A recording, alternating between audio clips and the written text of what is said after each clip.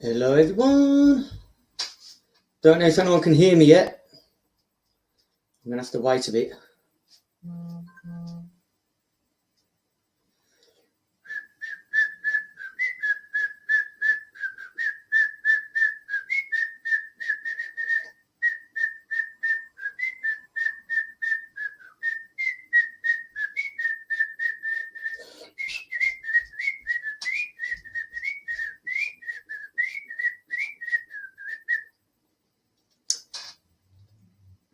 Oh my god, there's such a delay on this.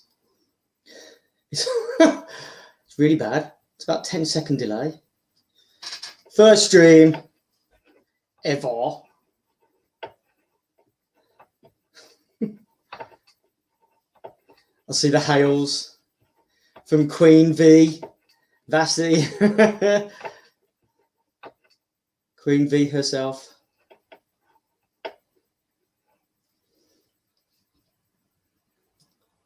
I don't know how many people are in. I have no idea.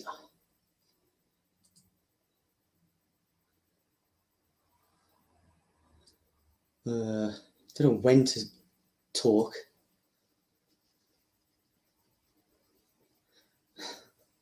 No, I can't whistle either. It just sounds more echo in an empty room.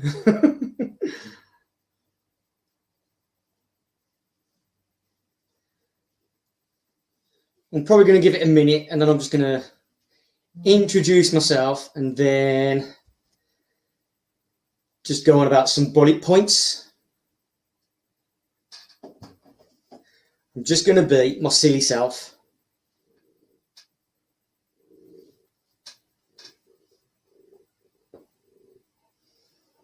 Ugh.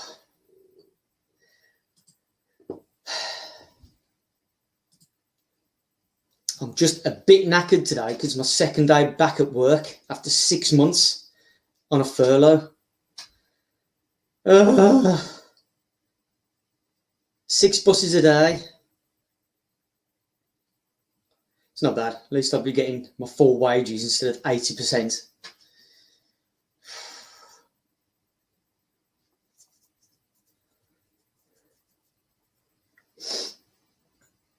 So I'll show me ugly mug soon, so you'll be able to see what I look like, even though you already know.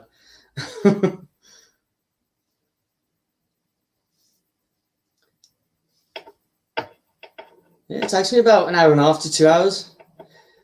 But because all the school kids are back, once the school kids get on, it's up to the bus driver to not let you on. So, no, we're full. Sorry, mate. Got like an extra 20 minutes for the next bus.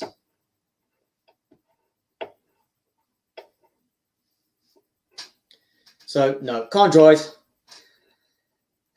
Kind of lost my interest in driving. The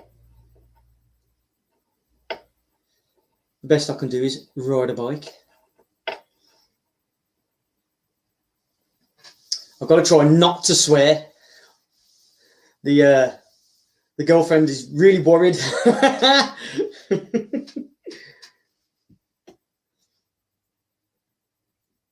I think she's more nervous than I am.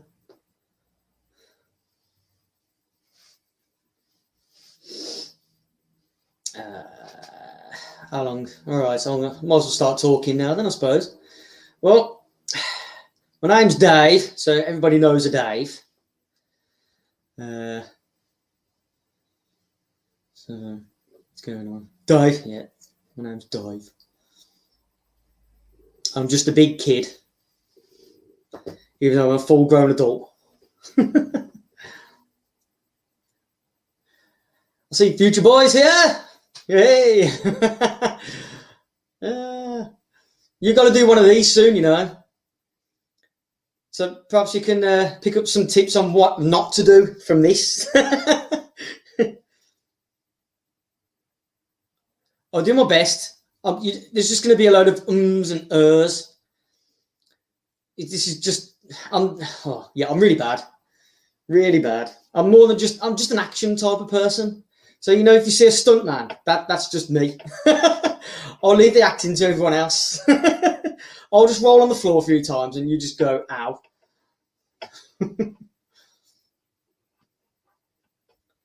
So yeah, it's really ramping up this Mortal Kombat thing, isn't it? It just come out of nowhere and it's just exploded. Was it the most amount of views for an R-rated trailer? Wow. Have you ever seen that picture of Deadpool where he's like, when he sees, what's his name, Francis, he's escaped on the bridge? That's the face I was picturing.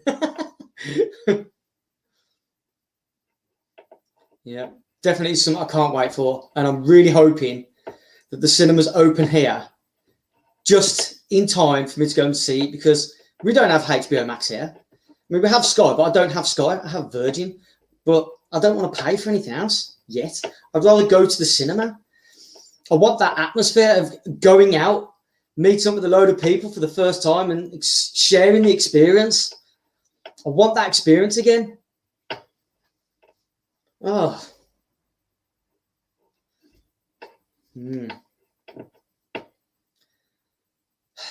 So how's everyone doing in the chat? Let's have a look.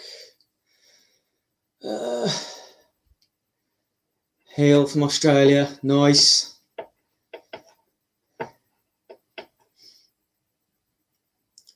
New channel. I'm not really... See, I don't really want to make this a thing. I'm just...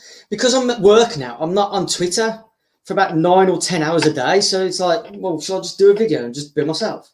And then people can just say whatever they want about me then. I don't care, because I'm not on Twitter to see. So it'll just bypass me. The cesspool, which is Twitter. I try and stay away from as much trouble as possible now.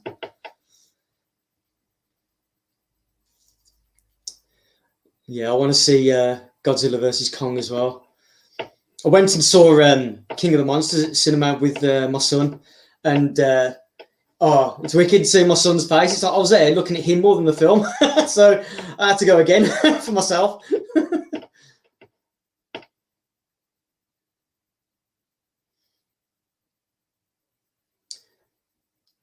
Show off my art.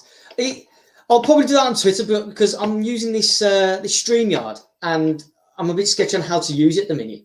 It's my first time using it through that onto YouTube, and my first ever live stream by myself, instead of just doing streams on Facebook where I do my martial arts and things like that, and my lessons. You know, going back before the pandemic. You know, I was all right doing them sort of things because I could just throw myself around, and I don't mind doing that. When I'm talking, it's a different game. I'm not very confident yet.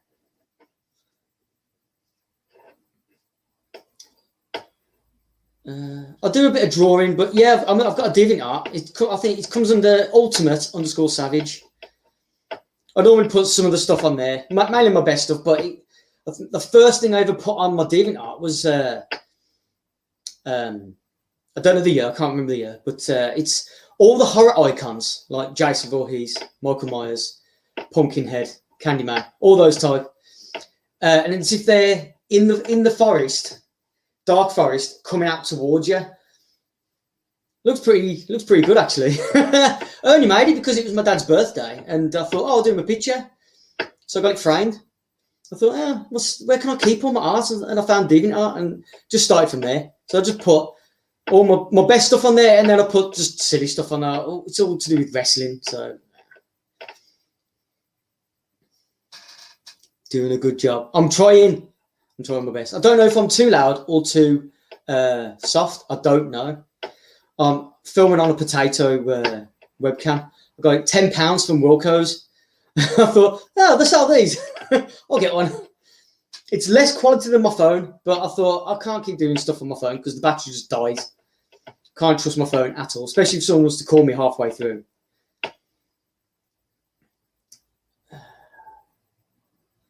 do my best. So when shall I start talking about my bullet points? 10 minutes? In about 10 minutes, got 30 seconds. I've got no structure, by the way. I'm just going to talk about whatever. Yeah, potato can. Audio's fine. Nice. Very well constructed. Oh, my images. I try my best with them. I use, I think it's about 15 years old, the program I use is Paint Shop Pro 8. And I had it from someone who used to rip me DVDs. And he says, oh, you want to do some images? I'm like, yeah, what do you use? And he says, oh, I use this. So he rips me a CD of this Paint Shop Pro 8, and I've just had it ever since. It's more of an icon-based program. Because I have no idea what these things are called. If someone goes, oh, do you know how to use this? And use that. I'm like, what's that? And I'm like, I don't know. Show me the icon. I know what the icons look like. Talk about Mortal Kombat. Oh, I don't know. It's been 10 minutes, 10 and a half minutes. Okay, then. Let's get into it. Right, so the trailer dropped. And I was out in my town. And I was like, oh, I've got to get back and I've got to watch it. I can't watch it on a mobile phone when I'm out shopping. And I kind of rushed my shopping. I was with my girlfriend at the time.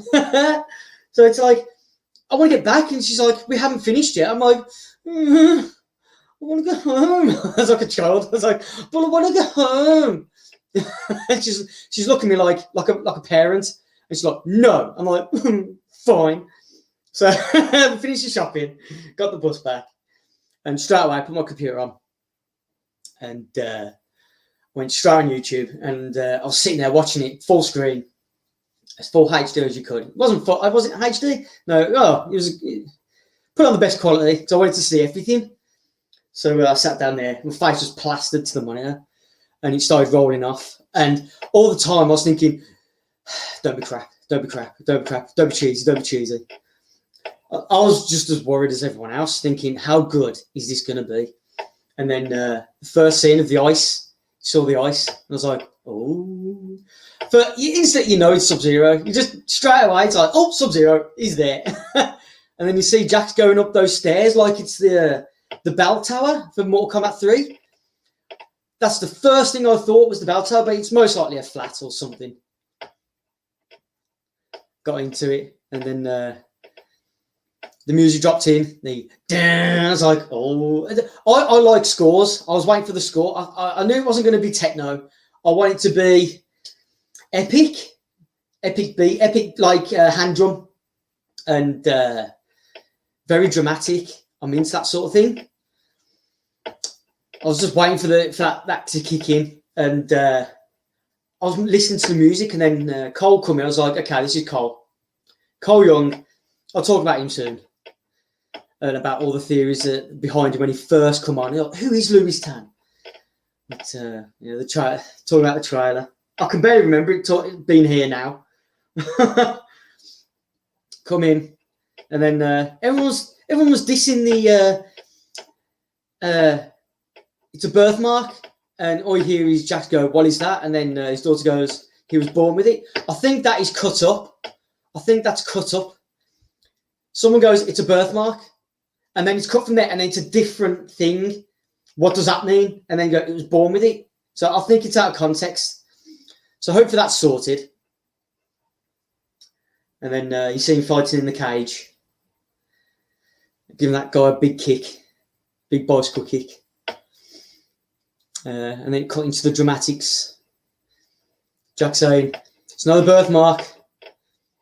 I do like the birthmark. It looks all right. I mean, it's the same design as what they were using on the snap cards when they were filming. And I actually grew to like that.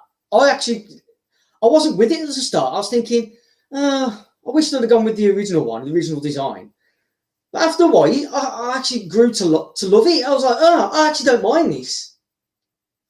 Just as long as they use the original one at some point in the film, I actually liked the design. I grew to like it. So I'm actually glad they kept it as part of the mark, the birthmark. So I don't mind now. Yeah, Sub-Zero. Oh, wow. I like how they've kept the those metal style looking masks from the original. So that was a good throwback. They look a bit big, but not too big. They look silly like they did in Mortal Kombat Conquest. They did look a bit too big there. But even then, I was fine. You grow to like things because, you kind of got blinders on when you're a fan of something. And I'm a big fan of Mortal Kombat.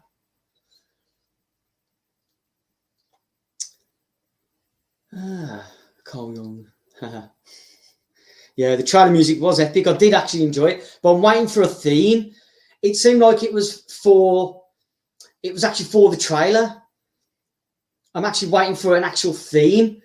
And they released a 1 month short clip today. And I'm thinking, oh, is that part of the theme in the background? Or them hand drums booming? I was like, oh, it sounds very much like the Mortal Kombat 1 game. So I'm like tapping my feet, going, oh, rubbing my hands. Yeah. There's a lot of confusion about when Jax has his arms taken.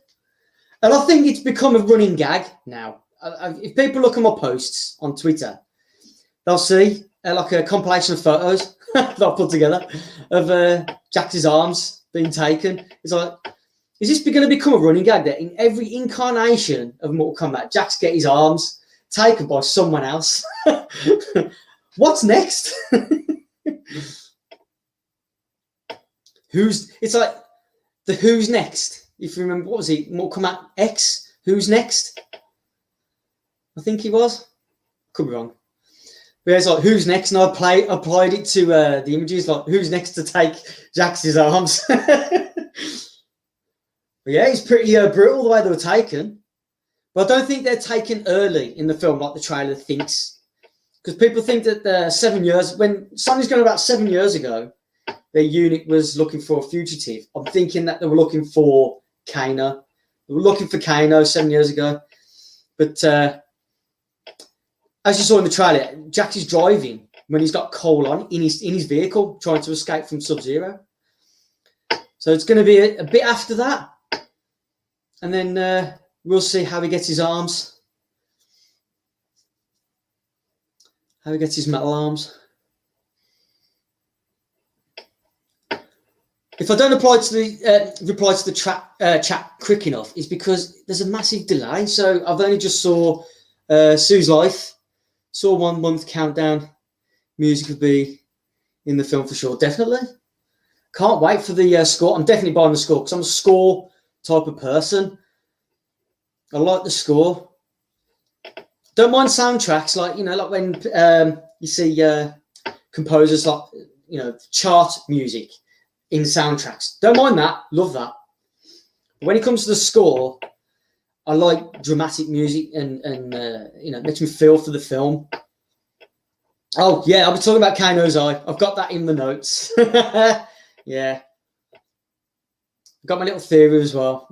As to why it's not metal at the minute, I'll talk about it in a minute. I don't want to give it away too soon. I've got to try and stretch this out to about an hour. So I'm gonna start getting into the bullet points soon. So I'll start getting into the story. But yeah, the trailer, it blew me away. I think it blew everyone away. I think after watching the trailer, everyone was like, "Oh, that's so good!" It was like a relief of how it looked, how good it actually looked. It gave a good idea on how it was going to look, on how the film was going to look, and it just blew me away. The girlfriend was here watching it with me, and I don't think she understood how excited I was. She could see how excited I was, but it's like, as a grown adult, the kid in me was jumping around, and she got she got sick of me watching it every time and going over it frame by frame. I just couldn't help. So even when she left, it's like it was all I was watching. Madness. Oh. I do want the techno theme, but I think just like the Power Rangers film, and I don't want to get too much into that not because I don't like it, but I actually enjoyed the Power Rangers reboot. I loved the build up to that, and I hope they do something like that in this film because people crap on that movie, the Power Rangers reboot, and I actually enjoyed all of the character development. Each character had their own build up, their own feel, and then it got into the Power Rangers thing. And I was actually waiting for a second where they could just go all out on the action, but no, Everyone was just crapping and going, oh, where's all the Power Rangers stuff? I'm like, don't you like character development? I thought that's what people wanted these days. Like, oh, the characters were bland. And then it's like the Power Rangers movie came and you go, oh, there was too much on character development. It's like, you can't please everybody. Which I'm kind of bummed out that they didn't actually do a, or go ahead with a sequel and just do it. It doesn't matter if it lost just that little bit of money. Just go balls out with it. Just do it. And then give everyone what they wanted. They should go, right, you want this. We were going to give it to you anyway. And this is what we're going to do. And then just go out with it. But anyway, they used the original theme music from the original Power Rangers movie in that. When the Zords started running. And everyone was like, yeah. Go, Power Rangers. I was like, yeah. I think they will definitely use the Techno Syndrome theme in this film. I don't know how much, though. I think it'll just be a boom moment where it'll be like, yeah, Techno Syndrome, yeah. I actually don't mind if they use the theme that they used in the trailer, the story trailer for Mortal Kombat 11. I actually like that one. I don't mind if they actually use the beefed up version of that in this film. John Davies, hello, dude. Everyone coming from the our Twitter group, our Earthrealmers of Mortal Kombat group on Twitter. Woohoo! It's not a group as in, it's a private chat group. We only have the a few select. We are the chosen. We have the mark. Oh, Chun-Li. Can't believe it. They didn't have Chun-Li in this film. Peak journalism. 2021. Peak. And then they tried to play it off like, oh no, it was a joke. We fooled you. Quick, turn it off. Quick, right in it was a joke all along. And they go, phew, we saved ourselves. Nope, no, you never. We know. Chun-Li. Out come the memes. Where's Sonic the Hedgehog in this movie? Doing his supersonic spin attack fatality. We all have the marks into birth. I had my marks when I was 14. When you're not supposed to have. No, not 14. How old was I? No, I think I was 16 when I had my first tattoo, and it was the Mortal Kombat dragon sign. I had to have it. I had to have it on my shoulder. My first tattoo. I've only got 3 on my shoulders, but my first one had to be Mortal Kombat. And believe it or not, I'm going to give away my age. As if my Twitter handle doesn't give it away, I'm at the beginning side of 38, and I still feel like I'm in my 20s. I act like I'm in my 20s. The mindset that I'm in my 20s. I am like the real life Peter Pan. Follow the white rabbit. Yeah. Anything else? Oh, application for the private group chat. Ooh, we'll have to see about that. We'll have to see. Why didn't the editors approve the article? You know what? I think they're just giving full reign. Because it's just get the clicks. It doesn't matter what they do. It really doesn't.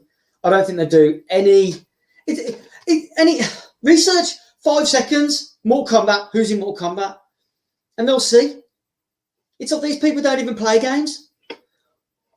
Or it's the new generation that will not know anything. They will not know anything. I think I'll reach the half an hour mark, and then I'll stick my ugly mug on. So another thing for people to look forward to. Give me Queen of the Damn vibes. Yeah. Melina. Don't know how to talk about her yet, because there's a thing about race swapping at the minute, and I don't know. I don't know if I want to get into it. You just drag everybody down. And I'm not hating on the casting of anybody because we don't know how these people are. We really don't. I mean, Joe Tasman, we know how he is. He is badass. Badass. So we know how he's going to be. And when he was cast as Sub-Zero, I instantly thought he would be, he's like, I didn't say to myself, he's going to be a good Sub-Zero. The first thing I thought was, he's going to be a banging noob cyber. He has that demeanor. He has that. That's the first thing I thought. It's like, he's definitely going to be noob cyber. He's going to be a good noob cyber. Let's see how he does this Sub-Zero. It's like, Sub-Zero was an afterthought for me.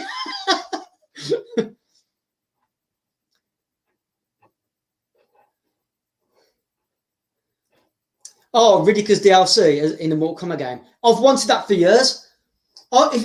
If anyone could find my Deviant art on there, I have way back since Mortal Kombat 9 come out, and then they brought out these little pictures of Freddy DLC and things like that. They were like little pictures. I thought I'll use the Mortal Kombat Dragon from Mortal Kombat 9 as a backdrop and try to do the same aesthetics, and then just do my own characters. So of course I did. Oh, hang on, I got wind. Pardon me. I started doing like Riddick, the Predator, Spawn, Kenshiro from Fist of the North Star, the Guyver. Oh, the Guyver, kick-ass. Who else did it? I had to do Bruce Lee. Did Bruce Lee. It's not as if Liu Kang is Bruce Lee enough, but it's like Bruce Lee by himself, you know, the master. And then it carried over to the next game, Mortal Kombat X. I started doing my own little posters there. Same again, Riddick, Spawn, Predator. I got silly with doing Neo from the one. But yeah, Riddick. I've always wanted Riddick in Mortal Kombat. It just seems to fit. It's like the baddest man in the universe. Wanting to play his favourite game. For 10 points, who knows what Riddick's favourite game is? I'm going to wait for the chat. What is Riddick's favourite game? I'm going to wait. Technically, Bruce Lee was in Street 5. And Jackie Chan was in... Yeah. Very long! And martial law.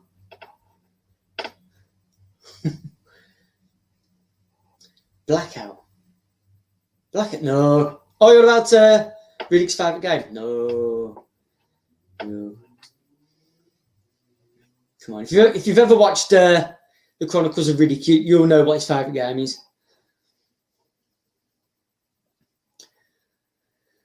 Right. I'm going to get into it.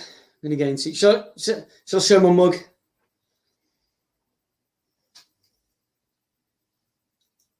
Going to get into some just, they're not very good bullet points, but it's just something to talk about for the next half an hour. For the 9 people in the chat, which is fine. I was expecting like 2 or 3.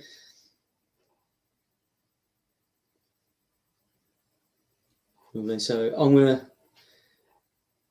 You got a favourite game? Yeah, you got a favourite game? Come on, future boy. Do some research.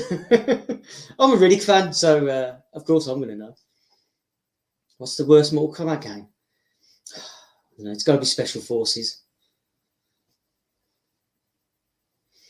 I hate Vin Diesel. I don't know. I find him fine. I find him tolerable, but Riddick, of all of his characters, Riddick's my favourite. He's my favourite. One of my favourite characters, him and Blade. They're my favourite characters.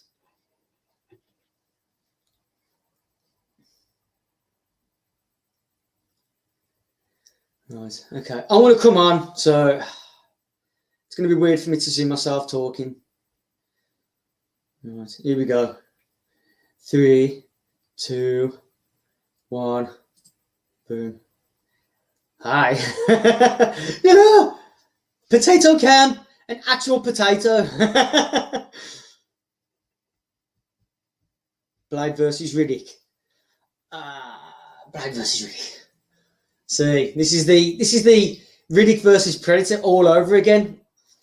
Reveal. Face reveal. People will know my face if they go on Twitter. You'll know it. I'm kind of spreading it everywhere. It was also on the thumbnail for this. I was an hour to go, and I was like, oh, do I need to create a thumbnail? I was like, go on then, just put something quick. Dave has a face. Vassy, you know I have a face. You saw me on Mr. H's stream for 15 minutes. Getting my point over as quick as possible. I think I was too hyper on there because I didn't know how long he was going to keep me on there. So I had to go for it. I had to shut him down. He was coming in, shut him down, speak over him. I didn't mean to speak over him. Vassy has a face. It's Vassy's turn next time. Either on is it Ellie or Eli? It's got to be Ellie, isn't it? On Ellie Moses. Gotta go in his stream and then face reveal. If he ever has you on again. I mean, he kind of took it over. Right. So I've got a couple of bits of paper. Yeah, very organised. Not.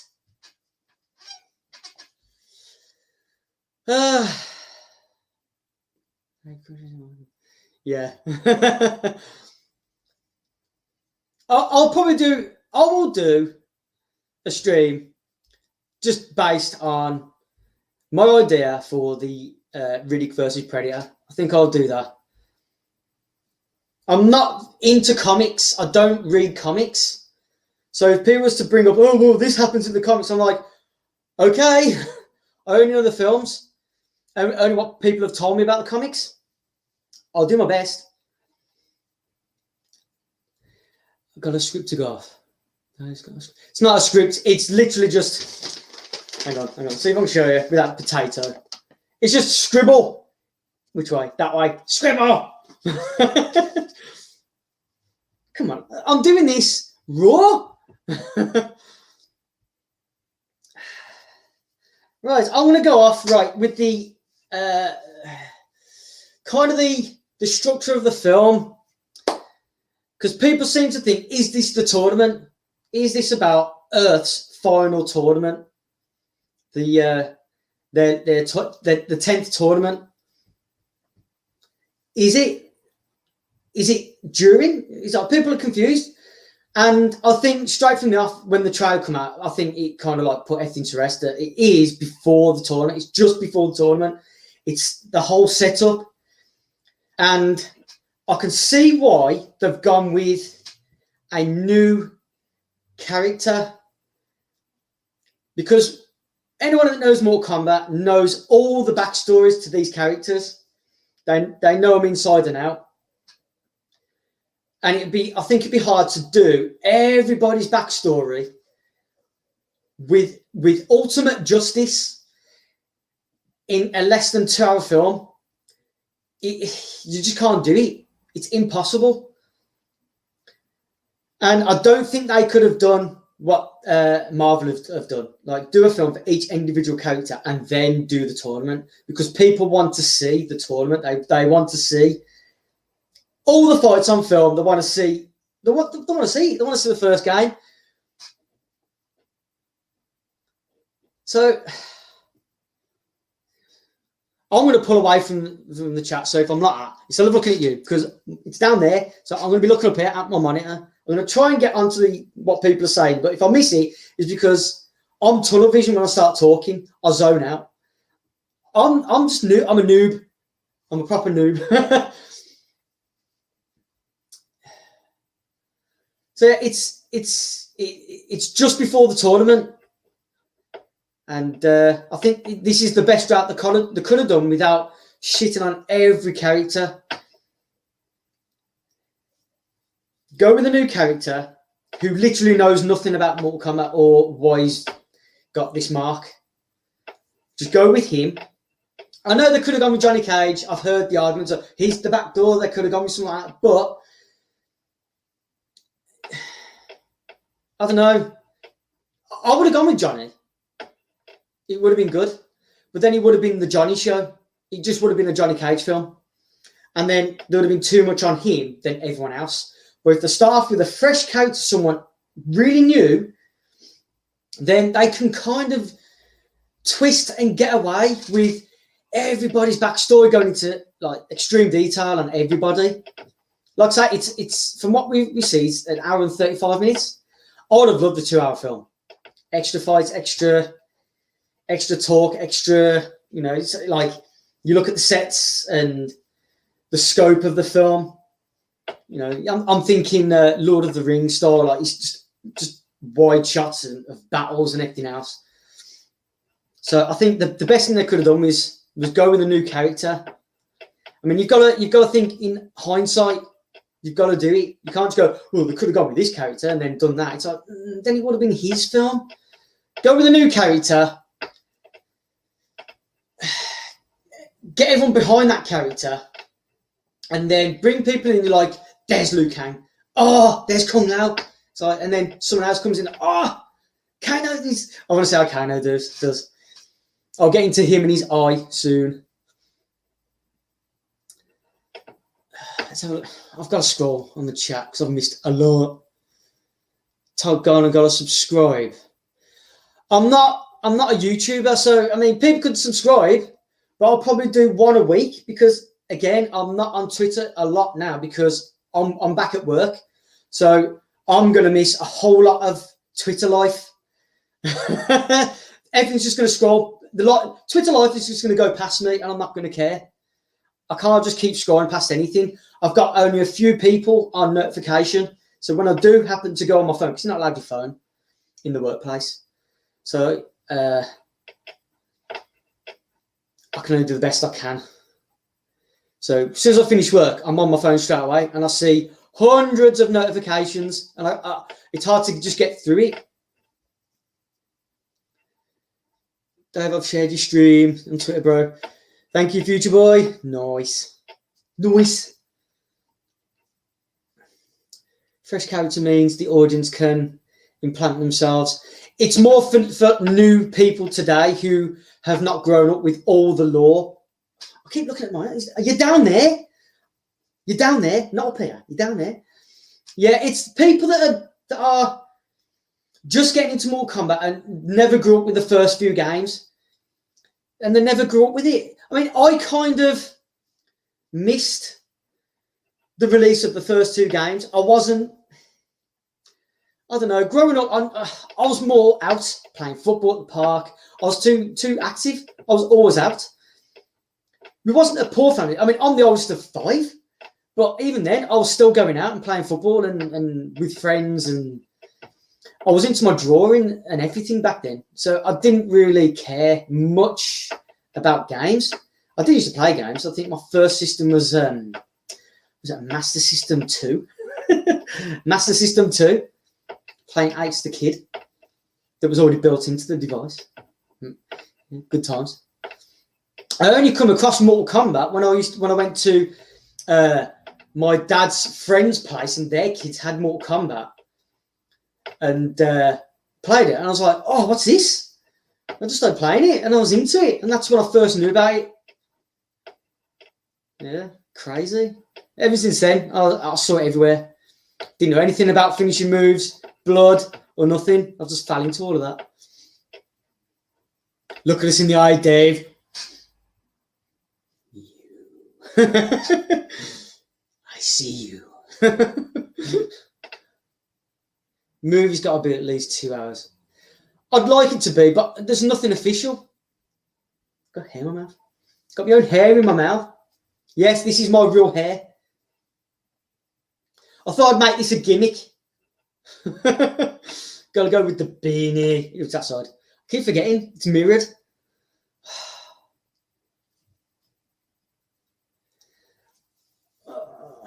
So yeah, go back to the story, the bullet points. Yeah, it's set just before the tournament, and as far as I know or gather, because people know scripts. I haven't read any scripts. I don't.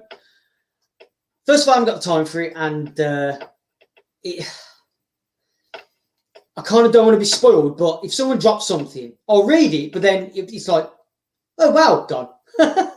I'll just pretend I never saw it, heard it. I'll be like, okay, I'm ready for the film. I just want to see the film. So when people bring up spoilers, I'm like,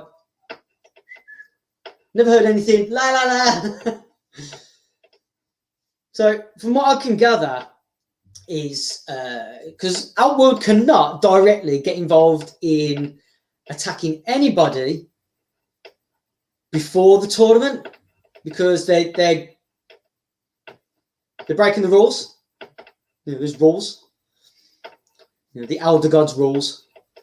But there's I think that the rules that they made up were very vague. Or they're just made up the basic rules, like you cannot get involved in Earthrealm stuff before the tournament.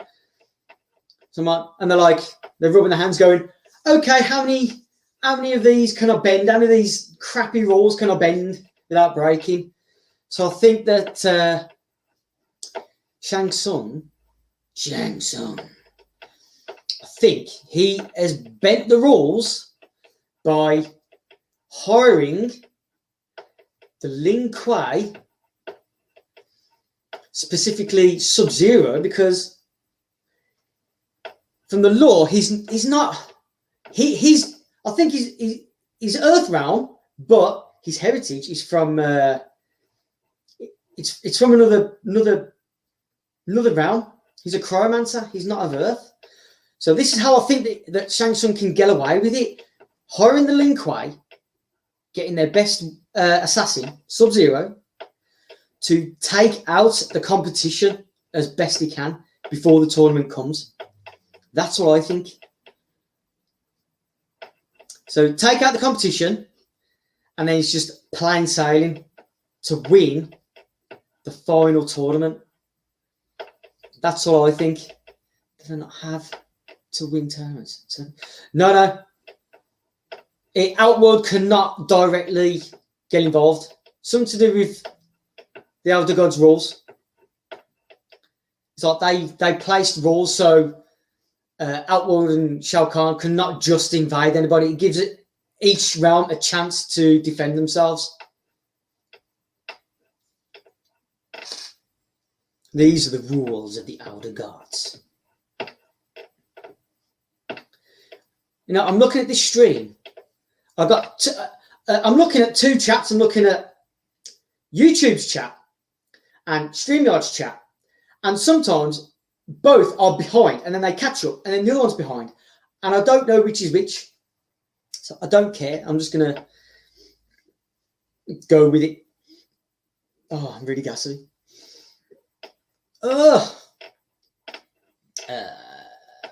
If you think the MK or the movie, a lot of details on Twitter right now. A lot of MK is going hot right now. Very hot indeed. It just come out of nowhere and just exploded, which is what I was hoping would happen. I hope this explodes. And before I knew about it, bang, it's there. It is here. One more month. Rubbing my hands. Excited. So what does everyone think of the story being set just before the tournament? As I think it will lead into the tournament, because we've seen the rest of the trailer. So it will go into the tournament. But I don't know how much runtime will be of the tournament. Is it going to be half the tournament or the full tournament? Are they going to leave it on a cliffhanger? So the next film, you want to see the next film. It's like, well, we want to know what happens. You've got to see the next film. And everyone's going to be like, we want it now. I hope you have the script ready. We want it now. Cole Young is Quan Chi. No! Why? Right. Why would he be Quan Chi? Why would they have us following this character that we have to get behind just to crap on us and go, ha, he was Quan Chi all along, bad guy all along, nah. You followed the bad guy. I don't think they'll shit on us like that. I don't think they'll do that. We in the chat, we in our Earthrealmers chat, we had so many theories flying around. So many. I'm going to get into my next one. I'm going to talk about Cole Young, Louis Tan's character with everything surrounding him. Who is he? Who is Lewis Tan? Who is Lewis Tan?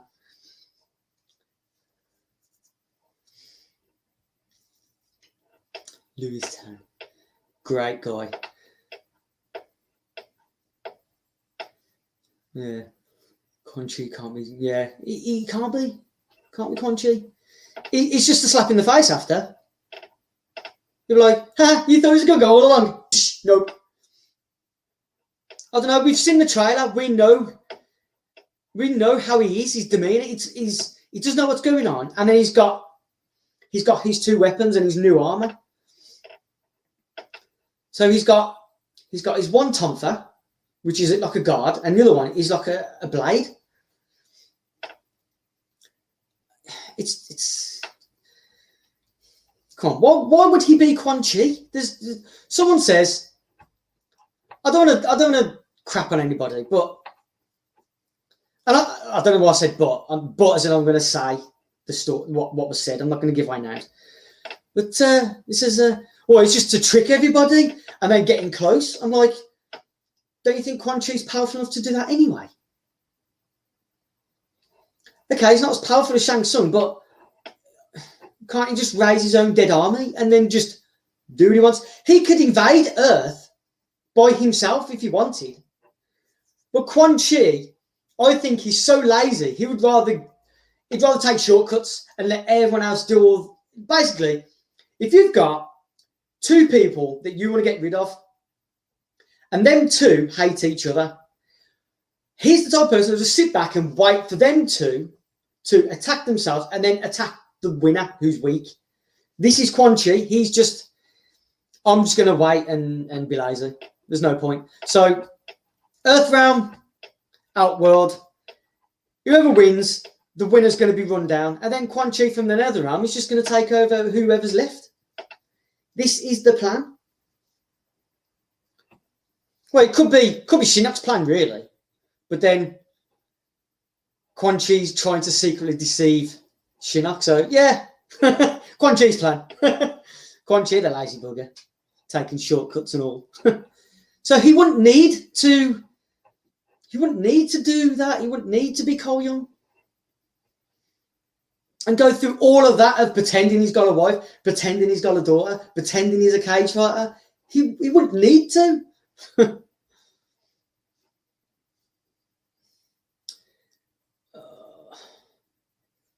Kenji. He was what? I'll get into it. I'll get into Cole Young. Right, okay. With all the behind the scenes photos of Lewis Tan on set and then off set, his first thing I thought straight away, I think everyone thought, Lewis Tan is Johnny Cage. He's got to be. There's a picture of him where he's sitting on his set chair and he's looking behind and he's got his shades on. He's got his shades on, smiling. And you straight away think, it's Johnny Cage. He's Johnny Cage. And then I see some people, no, he's not Johnny Cage because he's not American. I'm like, doesn't have to be. He doesn't have to be full-blooded American these days. Anyone could go to America and then make it big in Hollywood. You put your time in. You work your ass off. You made. So everyone thought, yeah, Johnny Cage. And then Instagram photos come out, and there was one little story that he brought out, and in the corner he had a little GIF of Scorpion, and he says that, I forgot what he says, but it was a little GIF of Scorpion, and I'm like,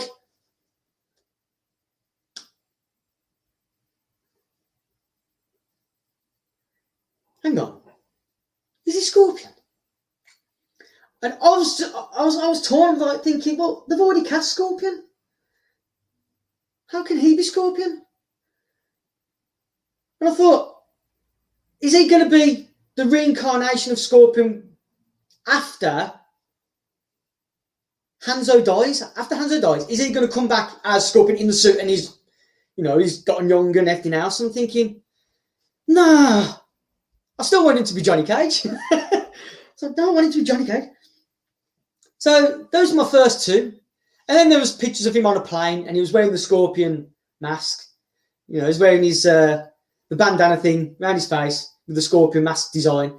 I'm like, he's gotta be Scorpion now. That's the total giveaway. And I'm talking to people in the chat, and some people say, I can see why you think that. I'm like, what? What? What do you mean I can see why you think that? Do you know something? Do you? Do you know something? Tell me. And I was like, tell me. No, don't tell me. Tell me. But tell me. I'm like, no, don't.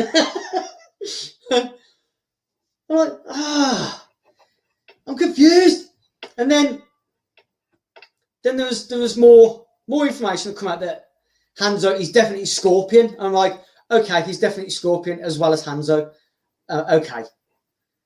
So before this, I didn't know how. I forgot the guy's name. Yeah, the guy's playing Scorpion. You know who he is. Me, off the top of my head. But he was definitely going to play Hanzo as well as Scorpion. I'm like, okay, so he's definitely Scorpion. So Louis Tan isn't Scorpion, so he's Johnny Cage. And then more information come out of like, he's not Johnny Cage. Johnny Cage might not be in the film. I was like, oh, damn it. Who could he be? So then I heard that he was going to play Kung Jin in Mortal Kombat Generations, which is going to be the third in the Mortal Kombat Legacy series. And I thought, he's going to play him. He's going to play him, isn't he? But I thought, well, hang on, no, because they're the Combat Kids and it's 25 years after. And then it hit me that this story was another incarnation, so they can twist. They can twist the story to bring characters back or forward from the future, and then just stick them in this film, and this be a totally new timeline away from the games. Do your own thing, but as long as it makes sense, I think it'll be forgiven if they bring characters from the future into now. As long as the story's okay, it'll be forgiven. But then I thought, okay, I don't know if it'd be Kung Jin, because he's part of Kung Lao's family. Is his son, Kung Lao's son. So no, because Kung Lao's in this film and he's young. So I went with Kenshi, but I'm going to get into his story soon and why I thought he was Kenshi more than anyone else. But I'll stick with the Combat Kids for now. So I thought, if they're going to bring characters forward, he could be Takeda or Takeda, depending on how you say it. Tomato. I thought, okay, he could be Takeda, because when the trailer dropped, I was thinking, well, he could be Takeda, because I didn't think he was going to be his son, Scorpion's son, because you don't know how many years has passed since the beginning of this film, where Hanzo and Baihan, depending on how you say it again. Someone correct me, is it Bihan or Baihan? I've heard so many different incarnations of it. But when was that set? What year was that set? If it's going to be something like 20 or 30 years before, then okay, it could be his son. But if it's 100 years, 200 years, it's not going to be Hanzo's son. And it's not going to be Koi Lang, because, again, the same years passing applies. So I don't think he's Koi Lang. He's not that. I love your accent. Bromley, I'm from Birmingham. I'm from Birmingham, I am. Not heavy, Bromley. I'm missing all this chat. If I don't reply, it's because I'm zoning out when I'm talking. Otherwise, I'm just going to forget everything. The pillars with the circles and blue lights going around them in the cave. Some sort of time. I think they're like a. I think they're to. like a live wire. It's like Raiden, you see him shoot his lightning down, and I think it just brings more power to what has to happen, like bring a portal or something. Perhaps he can't do it himself. Perhaps he can't just make a portal himself. He has to use that in his place, because I think where they are is an in-between, where things are more even, because Raiden loses his powers in Outworld. So I think this is like an in-between. I could be wrong, but I think this is like an in-between where neither have as much power as they do in their own environment. But anyway, I'm going off. Scorpion versus Balhan Satan. I don't know. Is it been confirmed in the film? 1524? I don't know. But either then, it's way too far out for him to be his son.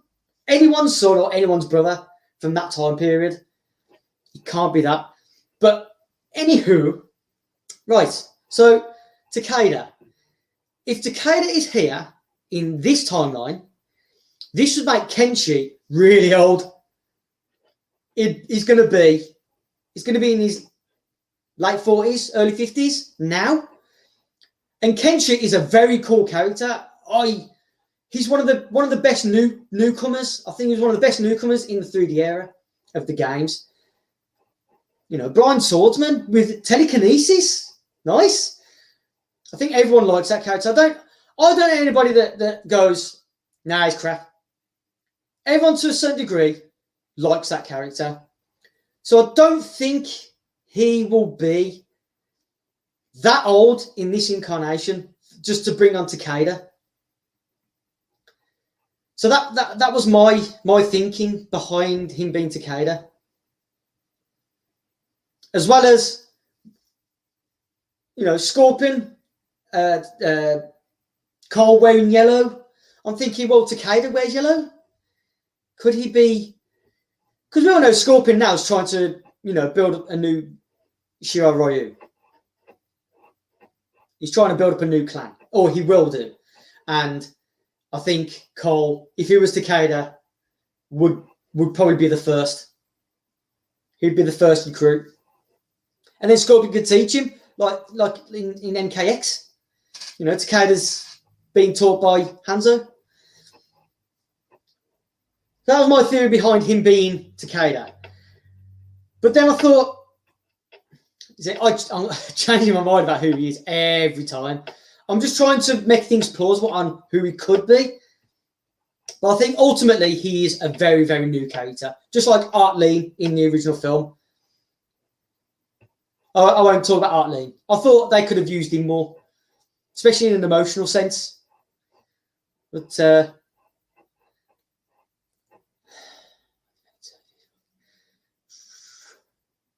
Koilang, Kunjin are theories.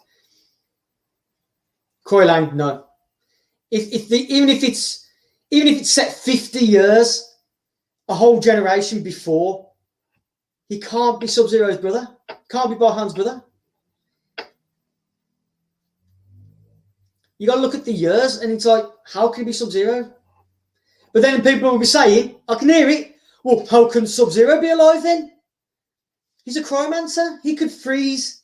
He could slow down his aging to a point where he doesn't even need to age. Sub-Zero could be effectively be not immortal, just aging very, very slow. Because he gives off that blue, black, that ice tint. He could be aging so slow that you can hardly notice. That's how he could probably get away with why he's still fresh, frozen. You get what I mean? You got to think plausibly. He's Curtis Stryker. No, he is mocap. People in the chat, people in our chat, Earthbounders chat, no. He is mocap.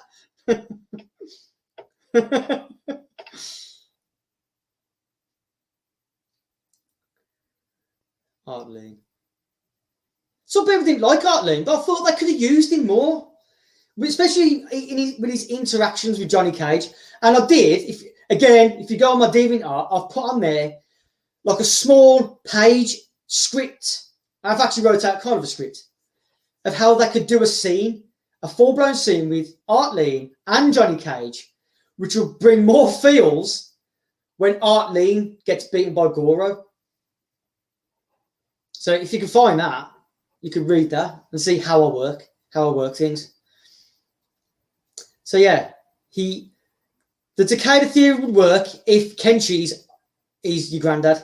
And I don't like that. I don't like the fact that they'll bring in Kenshi this early and be old, because he could be one of them mains in the future films. He could be one of them ones where you really want to expand on his story and go, Takeda, look at him using his telekinesis with his sword and chopping people up and moving people around. And him versus Ermac cinematically would be fire. I mean, they tried it in Legacy, but I don't like the way they did I don't like the way they did it. It was... I don't want to shit on Legacy, because the Legacy series brought Mortal Kombat back into mainstream with a bang. It really did. Rebirth, I crapped on Rebirth. I was one going, what the hell is this? But when you think about it, after a while, you think, oh my God, Mortal Kombat's back in the mainstream. He did that for shock value, trying to get people to talk about Mortal Kombat again, and it worked. It worked. So I've got to apologise to Kevin Tanturian, if that's how you say his name. I've got to thank him. Everyone's got to thank him. You can shit on the guy for what he did, but he brought in Mortal Kombat back to the mainstream and people wanting Mortal Kombat again. But I'm going off again. See, I go into a tunnel, and these tunnels, they go off into other tunnels. I've got to come back.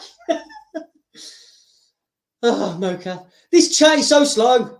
I'm not like you talking about the timing. Rebirth makes me feel pain. If you think about it in terms of what it was meant to achieve, you can forgive it. You can forgive Rebirth for what it was meant to achieve. Shock people into talking about Mortal Kombat again. And plus, he did it with no budget. There was literally no budget, apart probably bringing people in, for, I'll give you a couple of quid on the side. Quid, pound, I'm British.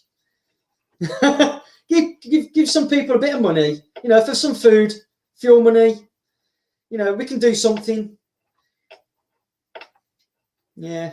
You think about it that way and you can kind of forgive it. I had to go through a lot to forgive it. But when someone says, well, like I said, it made people talk about it again, I'm like, oh yeah. And then you got to slap yourself in the face and go, stupid. Stupid Dave. I'm going to keep messing around with my hat because it irritates my hair. Take on Barack. What's that? Scorpion still seems like Scorpion, and I was a fan of his take. He wasn't a fan of his take on Bracket. Yeah, seemed like an orc. It was from Lord of the Rings. It's like, hang on, is this Lord of the Rings or Mortal Kombat? But again, they did it on hardly any budget, so you can kind of forgive it. So let's get back to Cole Young. Right, so yeah, I thought then, what if he is actually Kenshi? And this is where even now, I'm sticking with Kenshi. I'm going to stick with Kenshi, and I'm going to explain why. Why I still think he's Kenshi, even though now it's kind of been confirmed that he's an ultra new character. New. Shut up. He's not part of the Mortal Kombat games. He's ultra new. In the back of my mind, I'm thinking, but why is Kenshi? So I'm going to get into Kenshi. In the games, he's known as this fighter who, I'm going to be very basic. He's an Asian warrior who tries to prove himself by going around the world fighting people. Now, it could be with his swords or hand to hand. Now, one of his suits is, if you look at one of his alternate attires in the games, he's got red gloves and white gear on, and it's all shredded.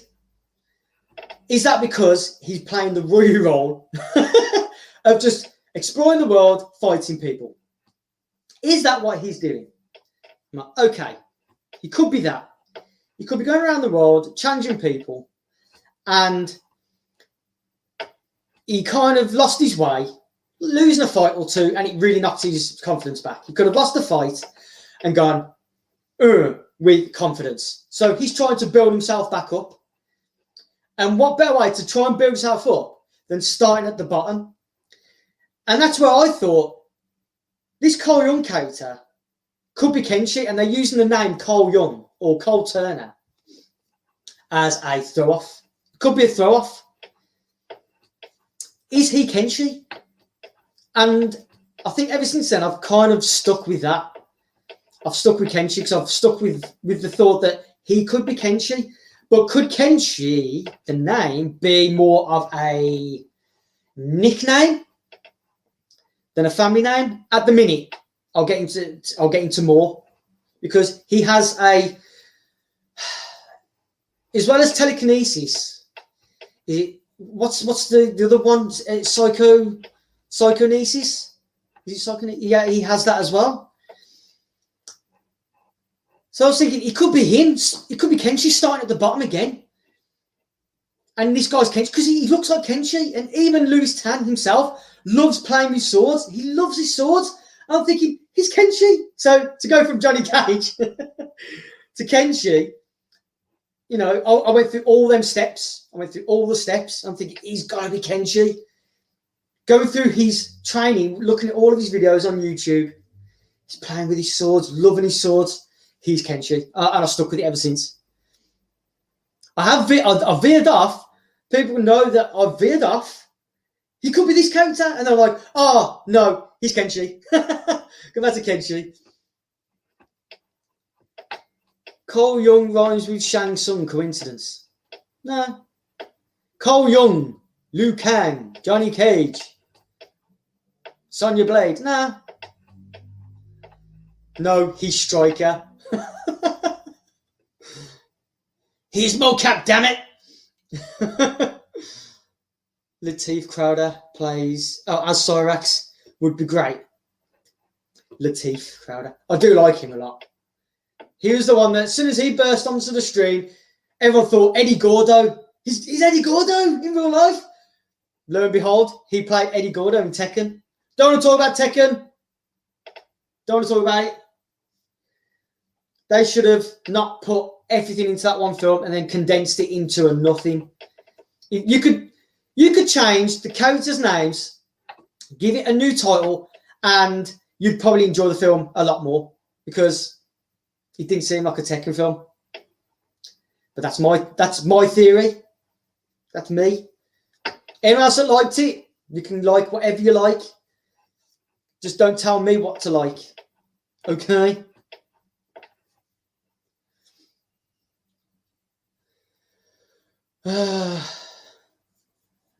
So I stuck with Kenshi, but then everyone was like, well, he's got a last name. I'm like, okay, let's try and make this more plausible. So I was thinking, well, what if there was to show or go over very vaguely that as a young child, he was tapping into his power. What do they call it? Arcana, his power. At a very young age, he was tapping into that. And what you could do, what I thought, was he tapped into it too early. And he tapped into the telekinesis side of moving things around, but he also tapped into the other side of the psychonesis side of things that I thought he's overblown his mind. He doesn't want it anymore because it's too much. It's like he stress. He's in a crowd. Think Man of Steel when he's a child in the classroom and all of his senses are overblowing. His senses are overblowing and he doesn't know what to do. So he doesn't want it, and he gets so much that he just puts him in a slight coma. Puts him in a coma, forgets who he is. He will forget who he is. He forgets that he has his power, doesn't know how to use it, doesn't know how to bring it up. He just totally forgets who he is. It's a total new person. He doesn't know. So he's in a coma. So you could say he's a child on the run. I don't know, parents gone. I'm just trying to make things more plausible. So you could say he's adopted. again, I'm just spitballing details, my details. He could be that when he gets older, he feels like there's something more to him. There's something more to him. So now he has to, the only thing he knows is how to fight. Because again, he was trained as a kid, he was untapping his power. And he knows that there's something more to him. He feels like he's needed. It's like, I don't feel like I'm just this useless person. I feel like I'm needed. So he gets into fighting. He starts cage fighting, street fighting, whatever you want to call it. But he still feels like that there's more to him. So he's doing all these fights to try and gain who he is. Cole Young is Tremor. No, it's not Rock. I don't think it's Rock. I don't. Until we have details about what his armor is, I just think we can go. I just think we're not going to have to speculate that it could just be something made for him or found. It could be made for him or found. We could get into Cole Young at school, getting frustrated at his straw on his milk and tapping into his Arcana and pops his carton of milk.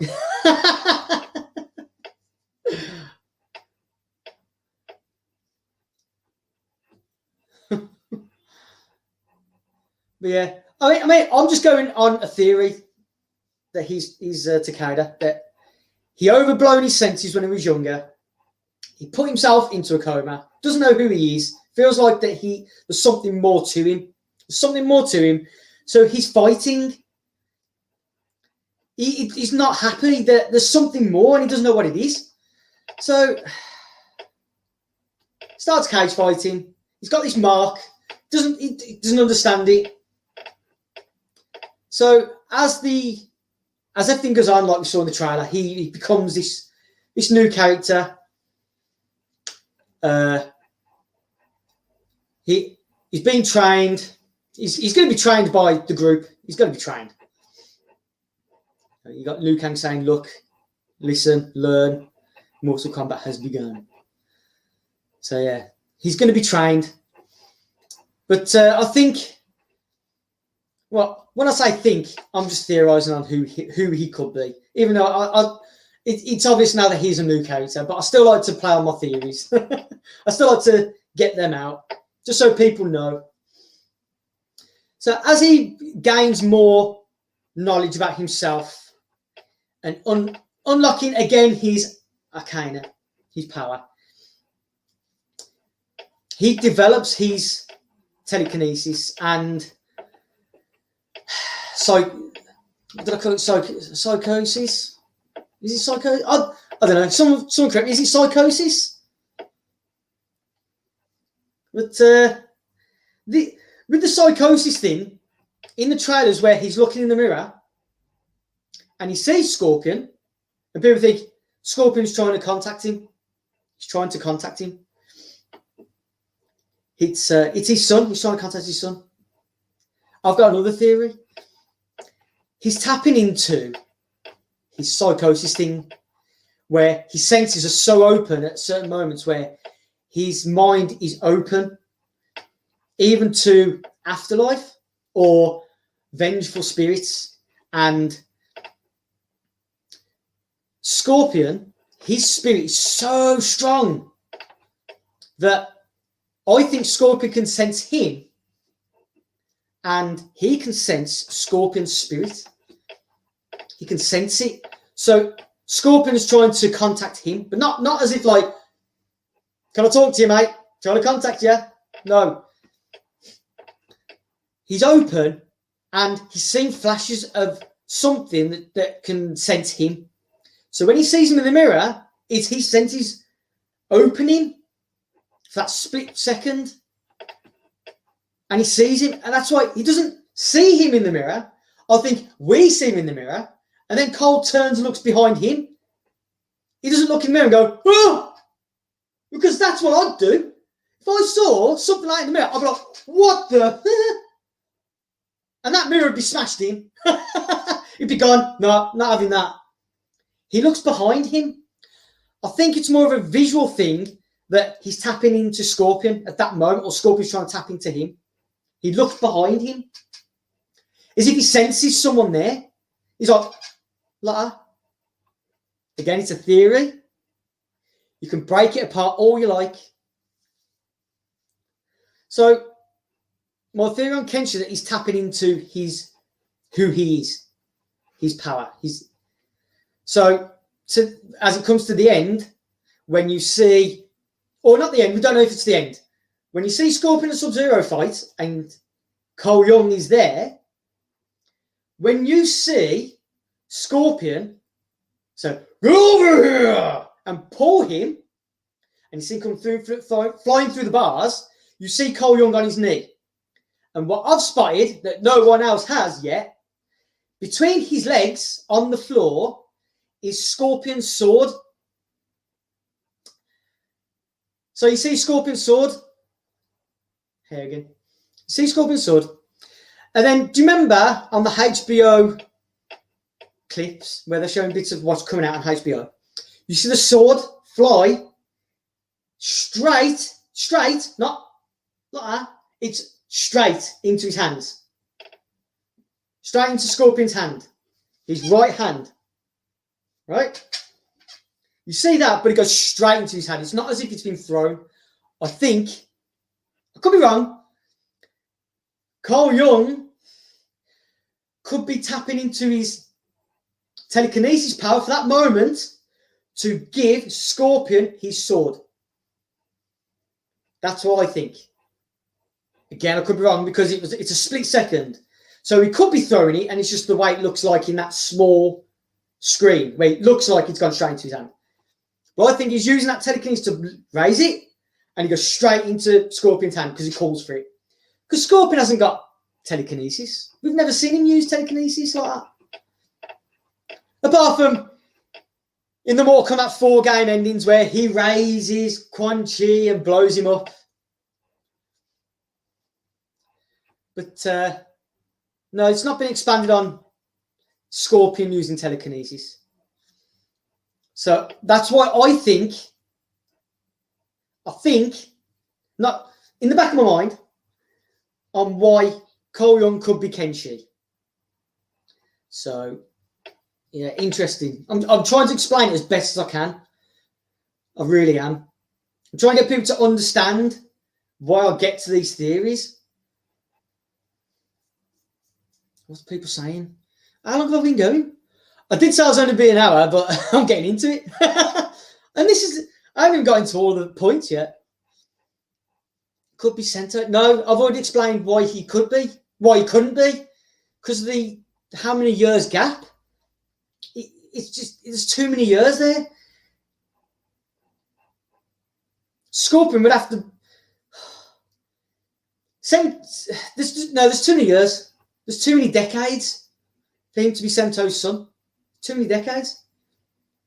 Same as being Sub-Zero's brother. There's just too many decades in between to be a son or a brother. Now, Koyon could be a descendant of either Scorpion, Sub-Zero. I don't know about the Great Kung Lao. I don't know about that because Kung Lao's already that. It kind of lowers Kung Lao. It takes that attention off Kung Lao. So I don't see how Koyon could be a descendant of the Great Kung Lao when we already have a descendant there. He's already there in the film.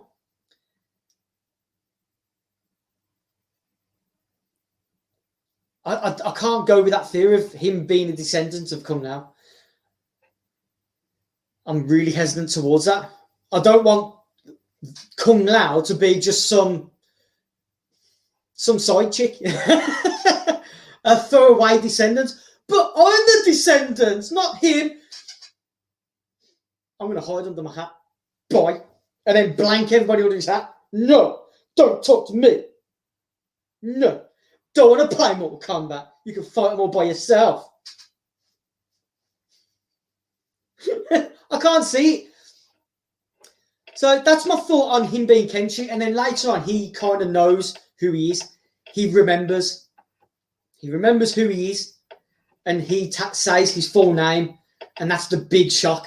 That you know who he is because of the powers. He doesn't use them fully. He just sparingly, like the sword. He throws the telekinesis, the sword, Scorpion. I think that's when you know. But he doesn't know. But you know then. You think, oh my God, he's Kenshi. Oh! Kenshi's such a cool character. And he looks like him. Louis Tan looks like him. Plays with his swords like him. Kenshi loves his swords. Fits for me. For me, it fits. With all my theorising and plausibility, I think it fits for him to be Kenshi. That's what I think. But I'm not against him being a fully fleshed out new character. I'm not against it. I kind of was at the beginning. I was thinking, what are they doing that for? Why? Ugh. Until the trailer come out, and I was like, I was like, you see him? What's that? Psychokinetics. Could be psychokinesis. Psychokinesis. Not psychosis. Psychokinesis. Not telekinesis. Yes. Don't stop the stream, man. I'm loving this. I think I've gone beyond the butterflies now, and I'm just going to my own. I'm just into different tunnels now. Tonfas make me think he's new. That's all I think. The weapons he has are making him stand out, and I don't mind that at all. I really don't mind it. I'm fully open to this film being different to the games, as long as the story fits and it flows.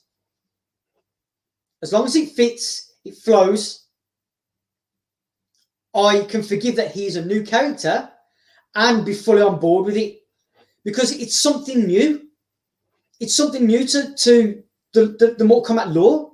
Like, you got the mark, even though it's not in the games, that being a mark there of people that are chosen, I'm fine with that. It's something new. It gets people on board. It makes people think. Instead of people thinking, oh, I know what's coming next. I know this. I know that. It's like, no, this is, even though you know everything, there's some new elements in there. And it's not like the tattoo from Mortal Kombat Annihilation. I hate when people make that connections of, oh, the mark. No, it's Annihilation. No. Not even in the slightest. Even though I can see why you think that, because it's the last film. People didn't like the tattoo thing. I think it was a bit silly in the film. But I'm going to say it now. Mortal Kombat Annihilation is my guilty pleasure movie. Okay, haters. I know all of its faults. I know all them graphical mishaps of the sky overlapping each other. I know it. I know that. But it's just, for me, it's fun. It's not the worst video game adaptation ever made. It's not. And I want to get into this. There's a film I saw that I wanted to see. And I thought, I'll get into this because I played the games. The King of Fighters. I thought, I want to see this because I played the games. And then when I saw it,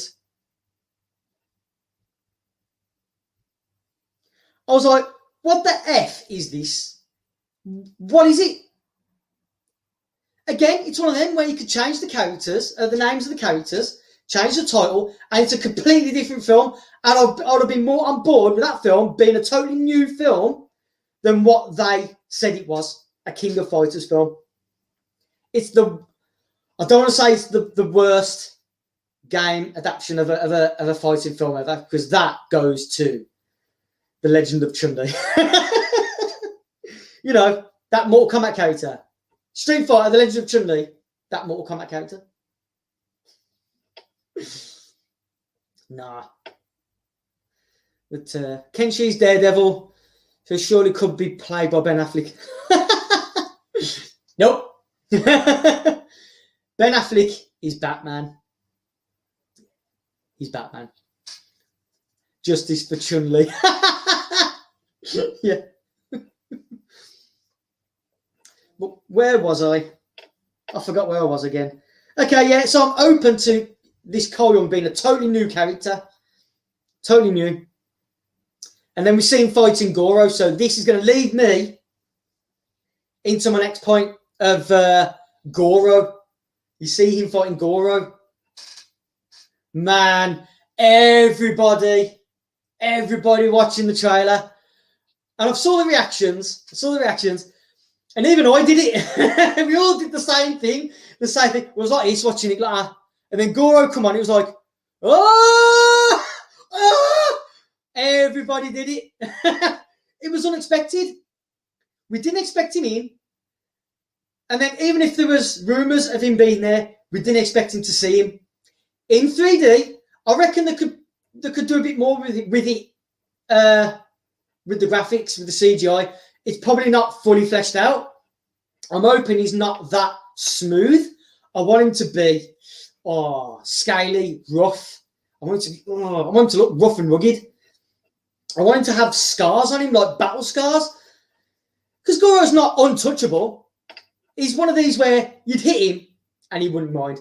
He'd be like, and then just stand there like that. His bottom arms are on his hips and his top arms are like, right, is that all you got? I want him to have like the little scars all over him, like he's battle hardened. I do want to say that, but I think it's too far gone now. So, yeah, when he's fighting Goro, you see him fighting Goro, and this is only a recent thing with me in the chat. I think that it's later on, way later on in the film, obviously, because Cole Young has his armor and his weapons, and he could be fighting the group. Because it could be pre-tournament. Could be. Because we all know that Goro, I don't know if he's going to die in this film or in the tournament. You don't know, because he's died in tournaments in the games and he's survived in other incarnations and escaped the island like in Mortal Kombat Shaolin Monks. So you don't know if he's going to die. It could be the end of the tournament where it's just gone array. The tournament's just all over the place. The rules are out the window. Everything's just out of control. And then, again, like Shaolin Monks, you'd see Goro come in, bang, bang, bang, bang, comes in and just starts wrecking everybody. Just starts correct because the tournament's gone. It could be that the tournament has gone so crazy that the rules are just thrown out and the tournament just stops. It could be that. But because it's on Shang Tsung's island, it could be on Shang Tsung's island, I don't know. Spitballing again. That the rules could be so twisted that it's just a free-for-all. Before the elder gods come in, you know, get shit done before them upstairs find out. You know, it's like the parents coming down. Quick, turn off the TV before the parents come downstairs, quick. Could be that. So they're fighting the group. Goro kind of dispersing the group, and then Cole Young comes in. And then has a good few blows. So if he's a new character, it's a good way to make him on par with these legacy characters. Have him fight Goro. Don't have him kill Goro, but have him stand his ground against Goro. Have Goro have a tough time and get frustrated with him. And have Cole Young get some really hefty hits in on Goro. The Goro's like, what the hell's this? Basically treat him like, oh my God, I didn't expect this. From this guy, from him. Huh? It'll really put Cole Young up on that bar. Of like, see, I can be just as good as you. Do you see, Liu Kang? Do you see? I am just as good as you. And Liu Kang's like, you're getting there, son. That's what I see. That's from the trailers anyway. That's what I'm getting from the trailers.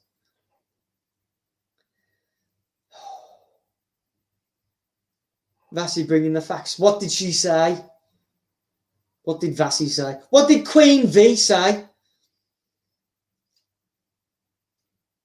It's too far away. It's too far gone. Anyway, Queen V. That's my nickname for you. You are now Queen V. Okay, you've got to use that. Queen V is in the house. She was the first one in the stream, so you got to give her a like for that. You got to like her for that.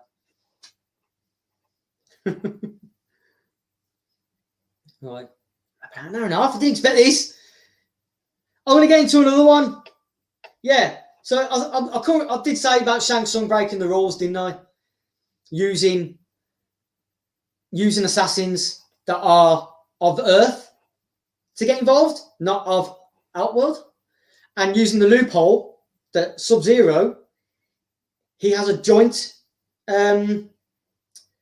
He's joint with Earth as well as a Chromancer race, not of Earth, bending the rules. So that's why he's using the assassin.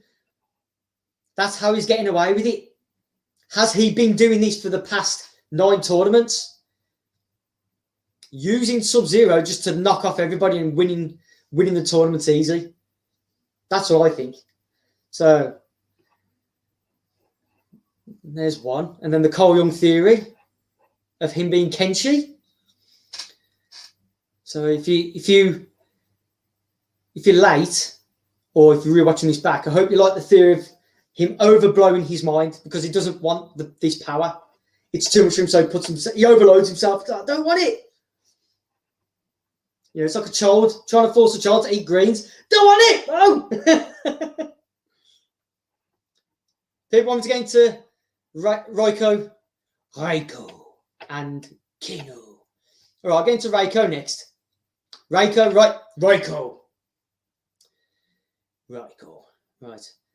In the trailers with Raiko, Nathan Jones, everyone wanted him to play Shao Kahn.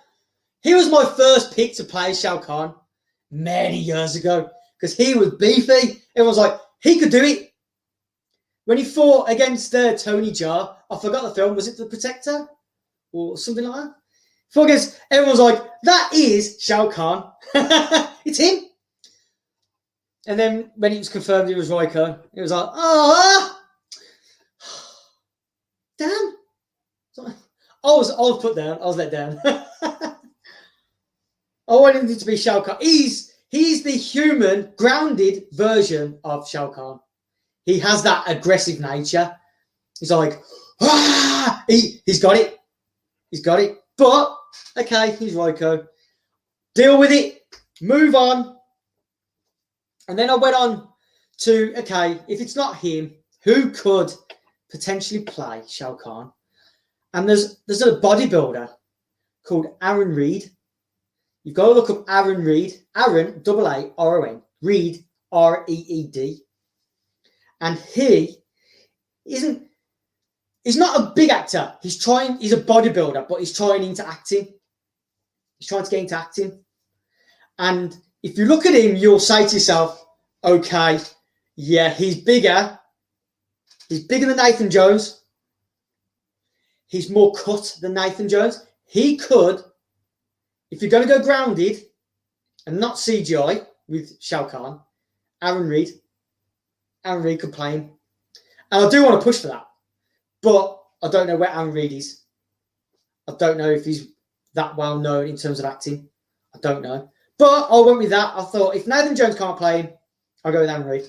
But yeah, right, let's go with Raiko. People say, where's his face paint? Where's his face paint? We don't see it. Now, his backstory is he was a general of Shao Kahn. He's a general of Shao Kahn. off the top of my head, I don't know if he was a general first to Shao Kahn or he was a member of the Brotherhood of Shadow with Quan Chi first. Now, I'm thinking, because we don't see his face paint in the trailers, is he the general? Is he the general of Shao Kahn? General Raiko. Which is why he hasn't got his face paint yet. And then, when he gets pancaked, spladoosh, by Jax, because we see it, we know it's coming. We want to see that head splat. When he gets killed, is he going to return as the Brotherhood of Shadow Raiko? Is that going to happen? And then we'll see something prominent on his face. Because I've seen pictures of people saying, look at this, and you can see something on his face. You can see something there. Is it scars? It might not be paint, it could be scarring. So instead of face paint, it's not WWE anymore. It's not WWE. This is Mortal Kombat. Mortal Kombat! Is it scarring? It could be. It could have the shape of the face paint, but it's scars. It could be scarring. So I'm thinking scarring. Either way, is he the general or is he the Brotherhood of Shadow? They could bring him back because we all know Quan Chi loves to bring people back. He'll do it. He will do it. But is this pre or pro? So it could be one of them. So that's my take on Raiko. I don't like the fact that they've made him just a big brute. I don't like that they've made him a big brute. Now, Nathan Jones, the guy's fine. I've learned to love it. You've got to learn to love it. These characters are being brought to life on the screen. You've got to kind of get your way into thinking, okay, let's see how he does. Don't be against it fully. Don't be for it fully. Have that anticipation of how he could be. And that's where I am. I'm like, I want to see how he is. But I don't like the thought of Raiko being just a brute, because Goro's a brute. Shao Kahn's a brute. These are big guys. They're big bosses. Are they making Raiko a boss? So I pull up a picture of a guy. His name escapes me again. Why can't I remember these names? I've got to look at this again. I've got to do it. So bear with me. Bear with me. So Undisputed 3 cast. Right, let's look at the right. Oh, Marco Zaror. Right, I was thinking Marco Zaror, if everyone knows who he is. He's like one of the main bad guys in Undisputed 3. The Undisputed series is cool as hell. Oh, if you love your martial arts, watch the Undisputed series. Not maybe the first one with Wesley Snipes and Ving Rhames, but in the second one, they've moved from boxing to full-blown martial arts. And it's the first time I've come across Scott Adkins.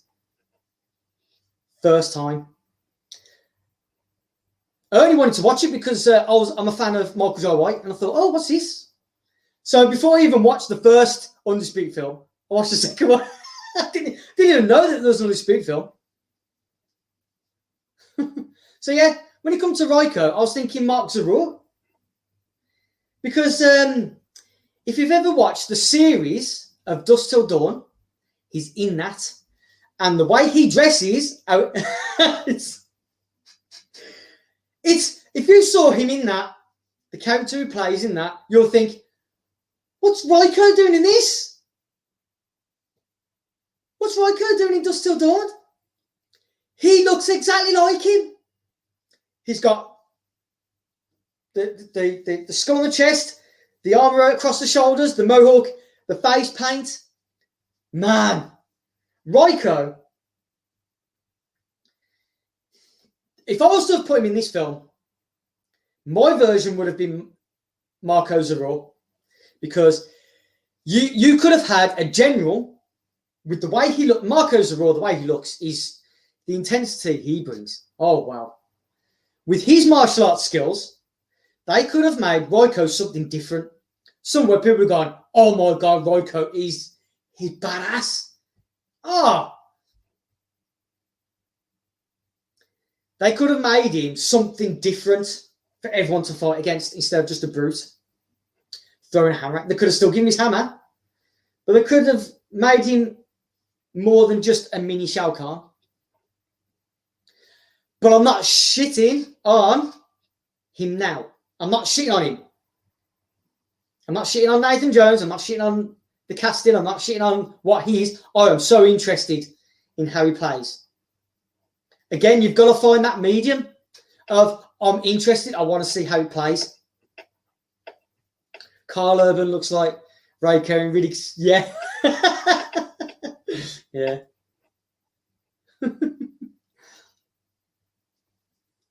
Oh, MK Conquest Reiko was, again, sparred from the games, but he was like, who's this dude? He's a general. Really? If you used to say a bad joke, he'd be like, I'm offending. I'm telling Shao Kahn of you. Yeah.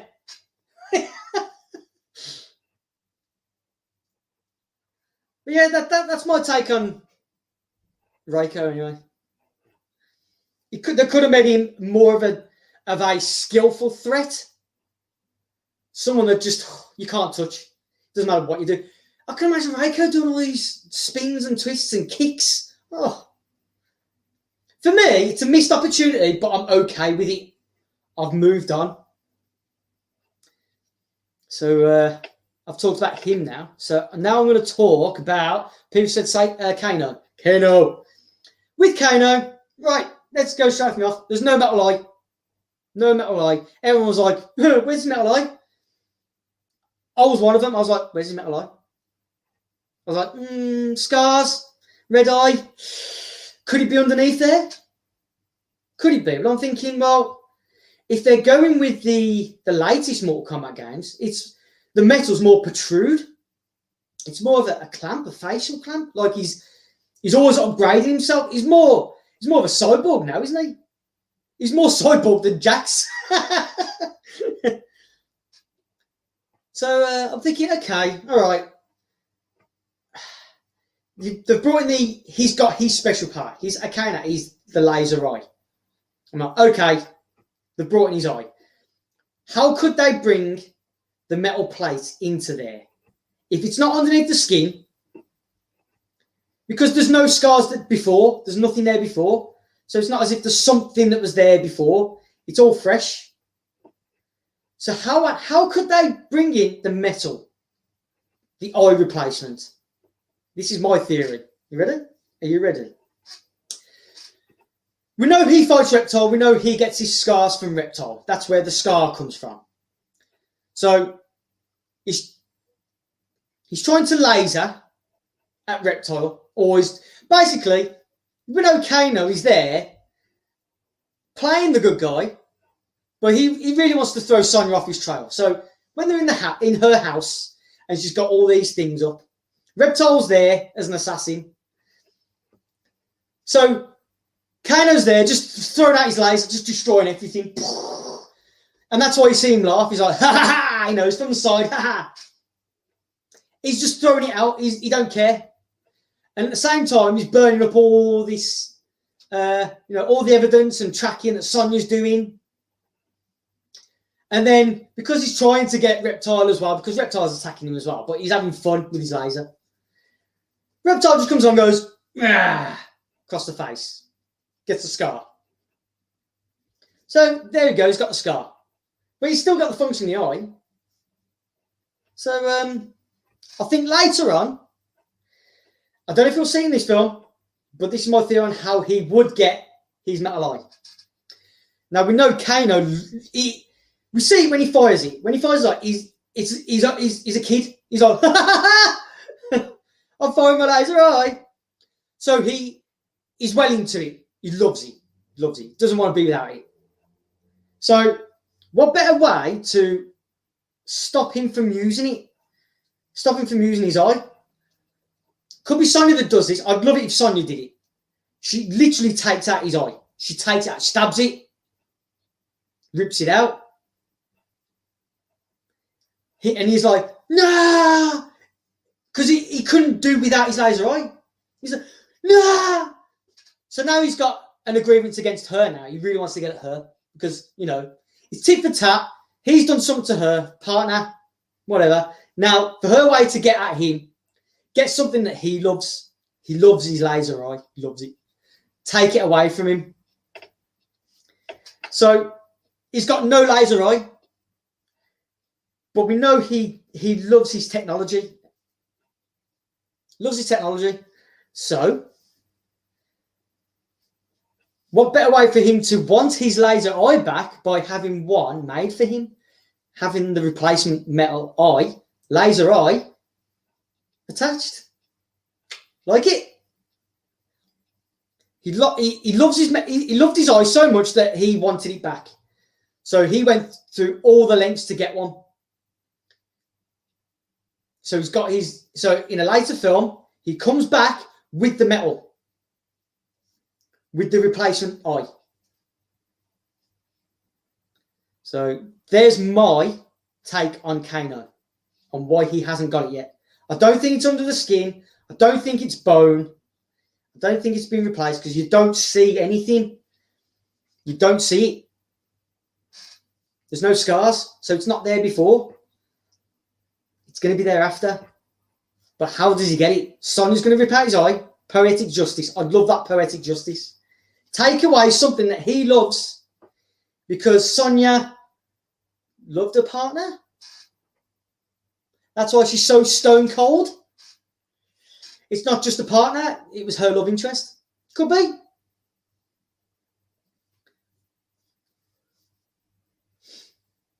Martin Ford. I was thinking of Martin Ford. Everyone's saying Martin Ford now. He would do well. I'd love him to do it. Yeah, Martin Ford.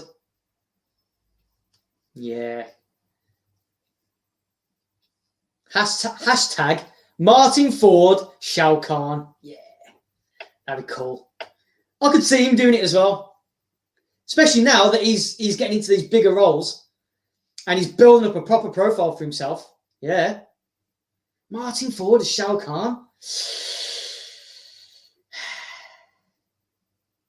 I think for the notoriety in terms of acting, yeah, he's definitely above Aaron Reed. But when it comes to the body and the shape, Aaron Reed would beat him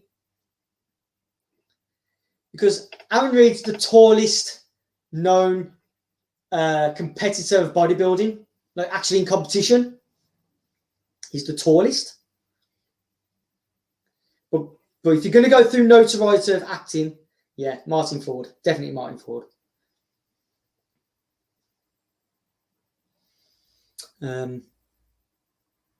Where was I? So, yeah, I've done my Kano thing. Yeah. Okay, I've done my group thing with Goro. Anything else? Yeah. Yep, fine with the casting. You won't hear any complaints from me about the casting. Melina's teeth, that was going around. How, oh, she ain't got no teeth. I'm like, yeah, she could be hiding them, or it could be they haven't finalised any CGI yet. But it's that little bit there that opens up. And then someone brought out a more colorized version of a screenshot, and you can see in between the teeth, you have fangs, and that's going to be freaky because she could like open them out and also they go because Tarkatans have the expanding, protruding arms. She's probably got them as teeth, so it could be a way of getting away with always CGI face, always, and then she can't pronounce her M's and her B's. Hey, how you doing? I want my breakfast. It's in the morning. No, don't worry. So they could be retractable, which is fine. It's a surprise when they do come out. So I'm waiting for that one. So I'm okay with how she is at the minute. I'm waiting for them retractable teeth. And then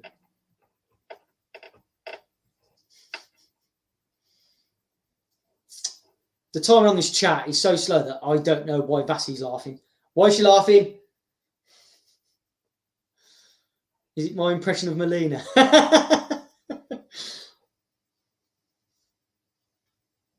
Well, we've got 8 people in the stream, and I wasn't expecting 2. So I'm fine with people that want to stay in and watch me just go off, just talk about my thoughts. And told my girlfriend that I'm only going to be on it an hour. So she's on her phone at her place, probably like this now, going, Dave, you said an hour. What are you doing? The teeth joke. Oh no! I'm tired. I want to go to bed.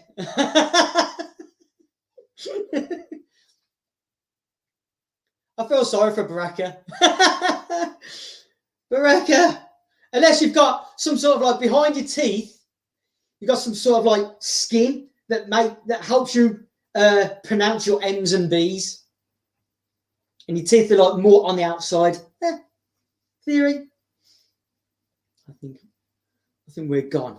I think we're still here. Am I boring any of you with what I'm saying? Or am I coming across, putting my ideas across, my theories across okay? I like to think I'm getting into enough detail. Because you can't put detail on Twitter with writing a few bits. And then you send it, so I want to put more. And then people reply to that. But it's that first one that sets the stage. And it's like, I can't be asked to talk anymore. Not on Twitter, anyway. So talking about, I thought, because I'm not going to be on Twitter a lot now that I'm working. And thank God I'm working again. So that's why I thought I'm going to do a video. Let people know what I think, what my theories are. So once they're out there, then I'm hoping I'm the first and people can come off this and expand on this. And it opens up minds more, go, it could be right. Or they could be like, no, I've seen the scripts, you're wrong. I'm like, okay, I'm wrong. I don't care. I'm doing great. Because we're just listening. I know you're just listening. I don't see anyone talking. I'm thinking, is everyone asleep? Or are they just engrossed?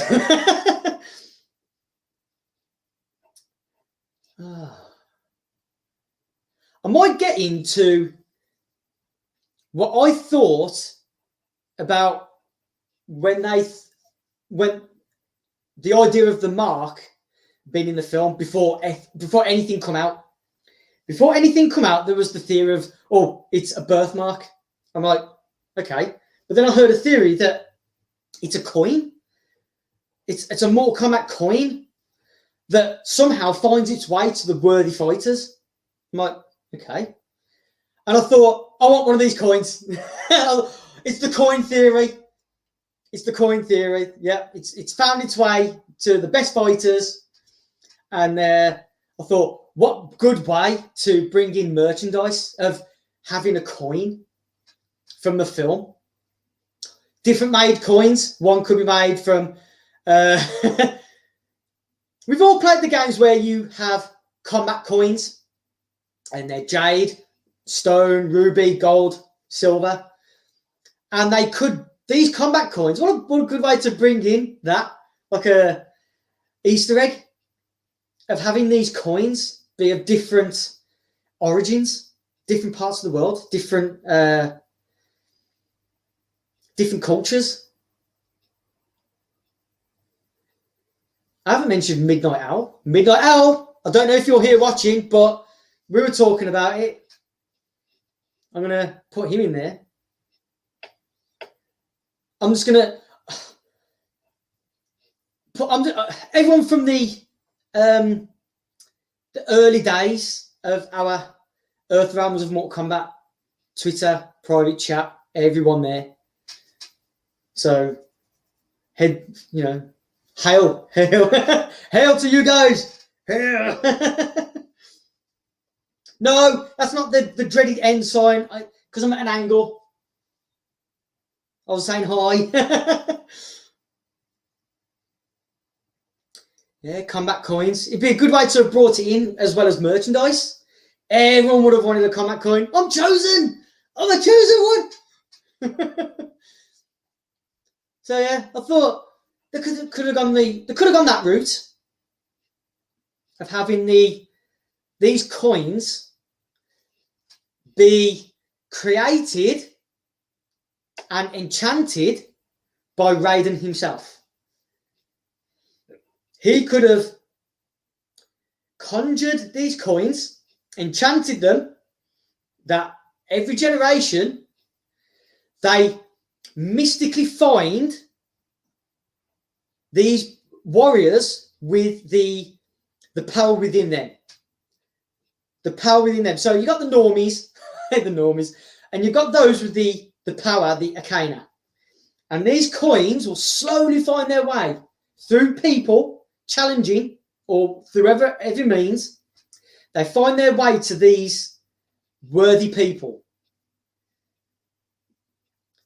And then when it gets close to the time of the tournament, the enchantment also would give the holder, the chosen one, the vision of a great tournament, and that they are chosen. It would give them the vision. Give them the vision of the tournament. They are chosen, and then it will guide them to not the tournament, but to Raiden. It guides them to Raiden, and then he will explain all. This is what I was thinking of if it was the coins. So it's not just who's the best warrior. If you win, Raiden chooses you. No, I don't like that. I like the mystic side of it. I thought it'd be a cool idea for Raiden, to every generation find these warriors through his coins and then guide him. I might do this more, future boy. I might do this more. I'm still waiting for you to do one.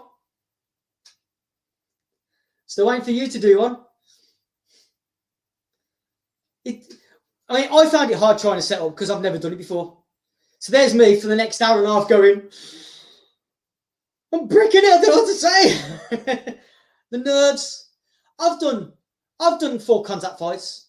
I've fought in rings, fought in a cage once. And I had that nerves. I had that nerves before the fight. But when you get into it, they slowly die off, and then you can glide. Don't like the look of Reptile. Everyone wants him just to be another humanoid ninja, but he's a different breed of race. He's a different race, so he's going to look pre-humanoid-ish. He's not going to look like a ninja. Ninja's a human concept, whereas he's a different race altogether. And judging by the new law, they were on Earth before humans, so they were lizard-like. And as the years went on, as evolution takes place, they evolved more human-like. So, you can't just keep having ninja, pace swap. It's easy to get away with the games of old. Easy to get away with. Now they have to look indistinguishable from each other. They have to. You can't just go, oh, he's wearing red. He must be Ermac. Oh, he's wearing green. That's Reptile. Oh, he's wearing brown. He must be shoot.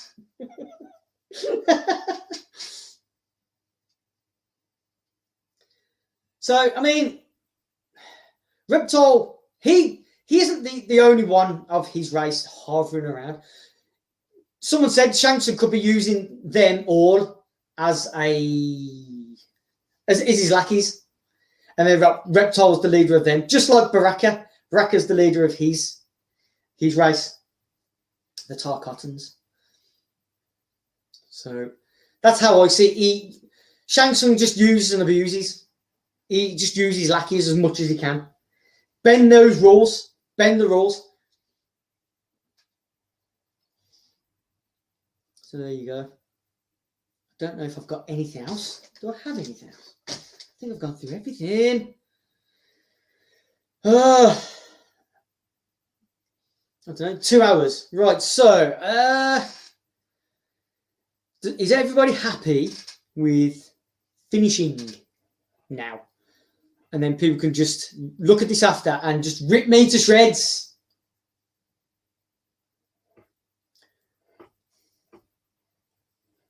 As I'm waiting. I don't know how many seconds this chat is behind. Hi, someone's just come in. Sorry. Rewind. Evil me. Awesome first stream. You went better than I expected. You did awesome. Thank you. Thank you very much. It's been great. Thank you. People are coming to chat. Yeah, again, I don't know if I've bored you to sleep or you're just engrossed with what I'm saying and you're just watching and just going, Because sometimes that's what I do. I'm watching a stream and just because I don't write anything, I'm listening and I'm reading the chat and then sometimes I'll just come in. So I'm hoping people will look at this stream now and look at my theories and ideas and it really gets the noggin jogging. Even if they're 100% off, I don't mind. I don't mind if they're off because I like my creativity. I like how I pull things together. I'm doing assignments at the same time, so I can't sit in chat like I usually do. Who says you can do work during my stream? How dare thee?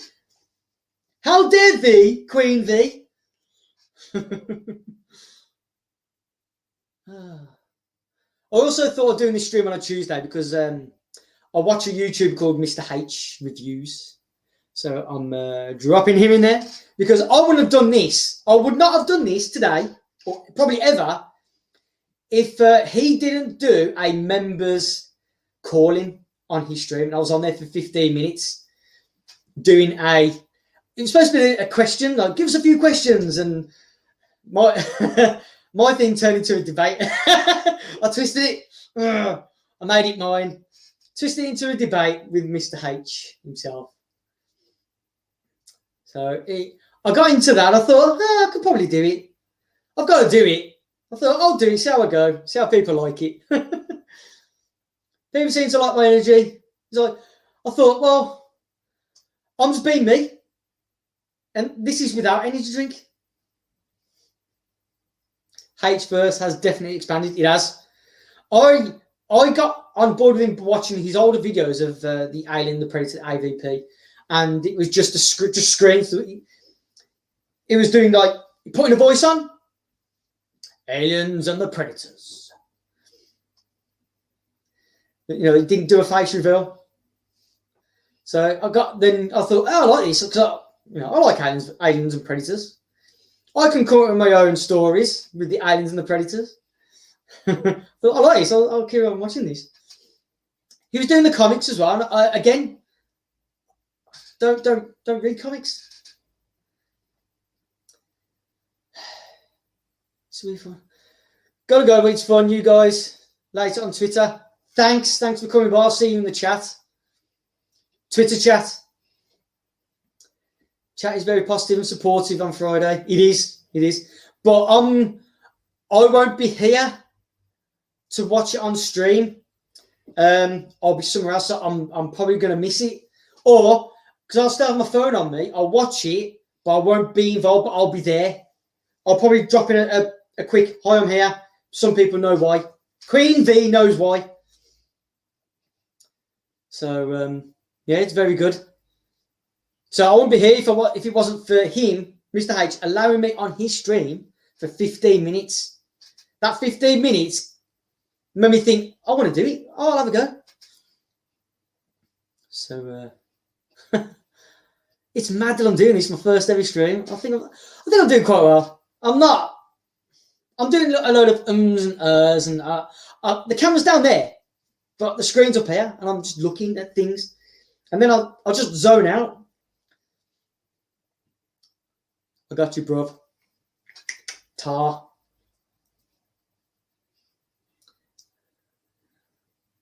I've loved this man, but I'll be back. Lovely. Thank you very much. And I'm still going to give you my. If I've come up with an idea, future boy, you know I always come to you first. Always. I always drop it in our one-to-ones. I'm always doing it. You know, you did videos based on my Johnny Cage story of my version of a Johnny Cage Mortal Kombat Legacy. You know, 15 minutes of Johnny Cage, and he did a whole video on it. And I was like, "You're going to do a video on it?" This is when he wasn't that big, and I've stuck with him since. I thought he's going to do it. He's going to do it. Did that video based on my Johnny Cage, and I was overjoyed. I thought, "Oh my god, he's done a video based on my story." I thought my story's good enough for him to do a whole video on, and hopefully people will like my version of how I would have liked a legacy version of Johnny Cage, an episode of Johnny Cage, my way. Because I don't like, we're going to get into Johnny Cage now. I don't like that these incarnations have put Johnny Cage as a failed actor, or he's a fake. People say, oh, he's a fake. Fake what? Fake doing moves. It's like, I see fake as in a different way. Like, his persona's fake. Not his martial arts skills are fake, but a fake person. Like, you know, people on stream, you see people on stream, they go, oh, hello everybody. And then they turn up and they're like, thank F for that. Now I can do what I want. Ugh. Go back to my normal life. Boring. Slagging people off on sock puppet accounts. No, because Johnny Cage is always, you know, he acts stunts, but I think his personality he is full of himself. He knows he's got skills. He knows, and that's who he is.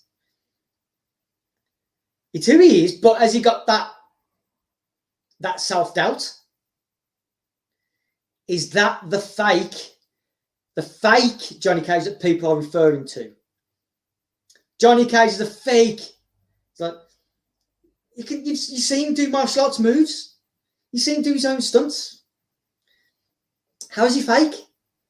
People say he does fake shadow kicks, and it's like, well, we see him in real life. If he was in the Mortal Kombat world, people would see him in real life doing these things in real life. People would say, no, he's the shit. So are they referring to his persona as fake? Johnny Cage is a fake persona, fake. The way he comes across. Now his moves, his persona. Is that the fakeness people are referring to? So, in my story, I did not want to make him the failed actor, the martial arts fake. But, you know, when you see UFC fighters say, oh, these actors, they think they can fight in the cage. Oh, they're fake fighters. There's a difference between being a on-screen martial artist and a fighter. There's two totally different worlds. Two totally different worlds. Being a fighter, you're in there to knock the guy's head off. Every move you do, you want to hit that person. You want to win. Screenplay martial arts, you've got to be more expressive, more crisp. You're not there to hurt the person. You're not there to hit the person. You're there to make it look good and sell it as if you're there with intent. CM Punk much? Yeah. Yeah. Breaking those, was it breaking kayfabe? But yeah, if you want to watch Future Boy's story on my take on a legacy style Johnny Cage story, have a look. It's there. I think it's a good way to keep Johnny Cage who he is without making him a fake, a failed actor. I don't like the failed actor. Don't like it. So there you go. I've done others. I've done loads of other stories. But I'm happy to talk about Mortal Kombat on my first stream. Just go through as much as I can. Theories, fun things. I just hope everyone's enjoyed themselves. For the 5 remaining people, I hope you're not asleep, and I will let you go in a bit. I'll let you go. So lovely. I hope I've covered as much as what you wanted me to cover. The main things. I hope I've covered the main things that people wanted to talk about more. So hopefully next time, if people have more to say, they can just go on my Twitter, tag me in whatever, and go, do you want to talk about this? Will this be good for this? But I think next time I'll get into my Riddick versus Predator story. So I don't know if you can see, because the light's shining on it. Here is my printout picture of Riddick and Predator. You got Riddick crouching down, the Predator's behind him, and they're looking at something. So it teases a team up. Oh, Riddick and Predator teaming up. Ooh. And going back to the beginning of the chat, no one got the name of Riddick's favourite game. Shall I just say it? Who's the better killer? That was his favourite game. So I'd love to put that in this story. Who's the better killer? And they just play off each other. So I'm sorry for the one person that's just come in. I've just missed 2 hours of me just going for it, going off, talking, trying my hardest not to swear, being a good boy. The girlfriend going, I hope he doesn't swear. I try my hardest not to swear. I'm being a good boy. But when you're in a work environment and you're just around guys just chatting all day, it's just F-bombs all day. I think while I'm at work, it's just to get all that off my chest, get it all out my system.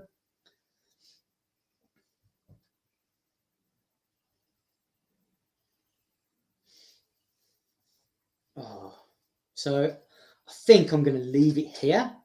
I think I've done enough. I've done enough damage. I've killed enough of your brain cells.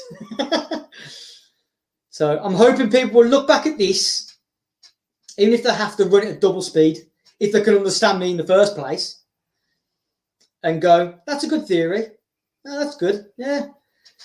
They can trash it if they want. They're just my theories. So I'm going to leave it here and let everybody go. But I think when I press end broadcast, I know there's probably going to be about 10-second delay. So I'm just going to play silly for the next 10 seconds and just keep punching the screen. I'm just going to keep punching you in the face until you go. It's always a pleasure. See you at the next one. Thanks, Vasi. Thanks, Queen V. Hopefully to see you on the next one. See you on the next one.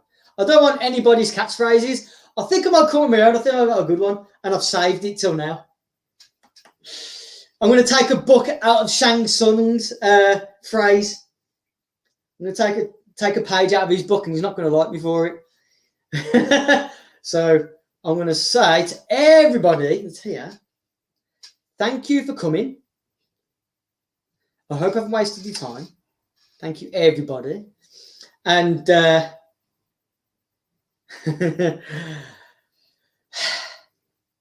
your view is mine.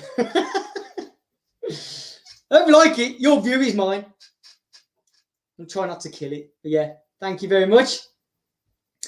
And I'm going to let you go. Thank you. If I do another one, might be next week. We'll see how things go. See if I got time. But I've enjoyed this one.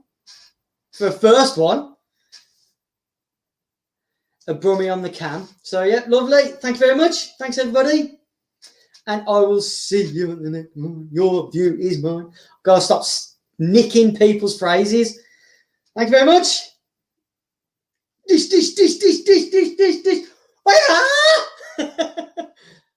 Bye-bye. Night, everybody. Nice one.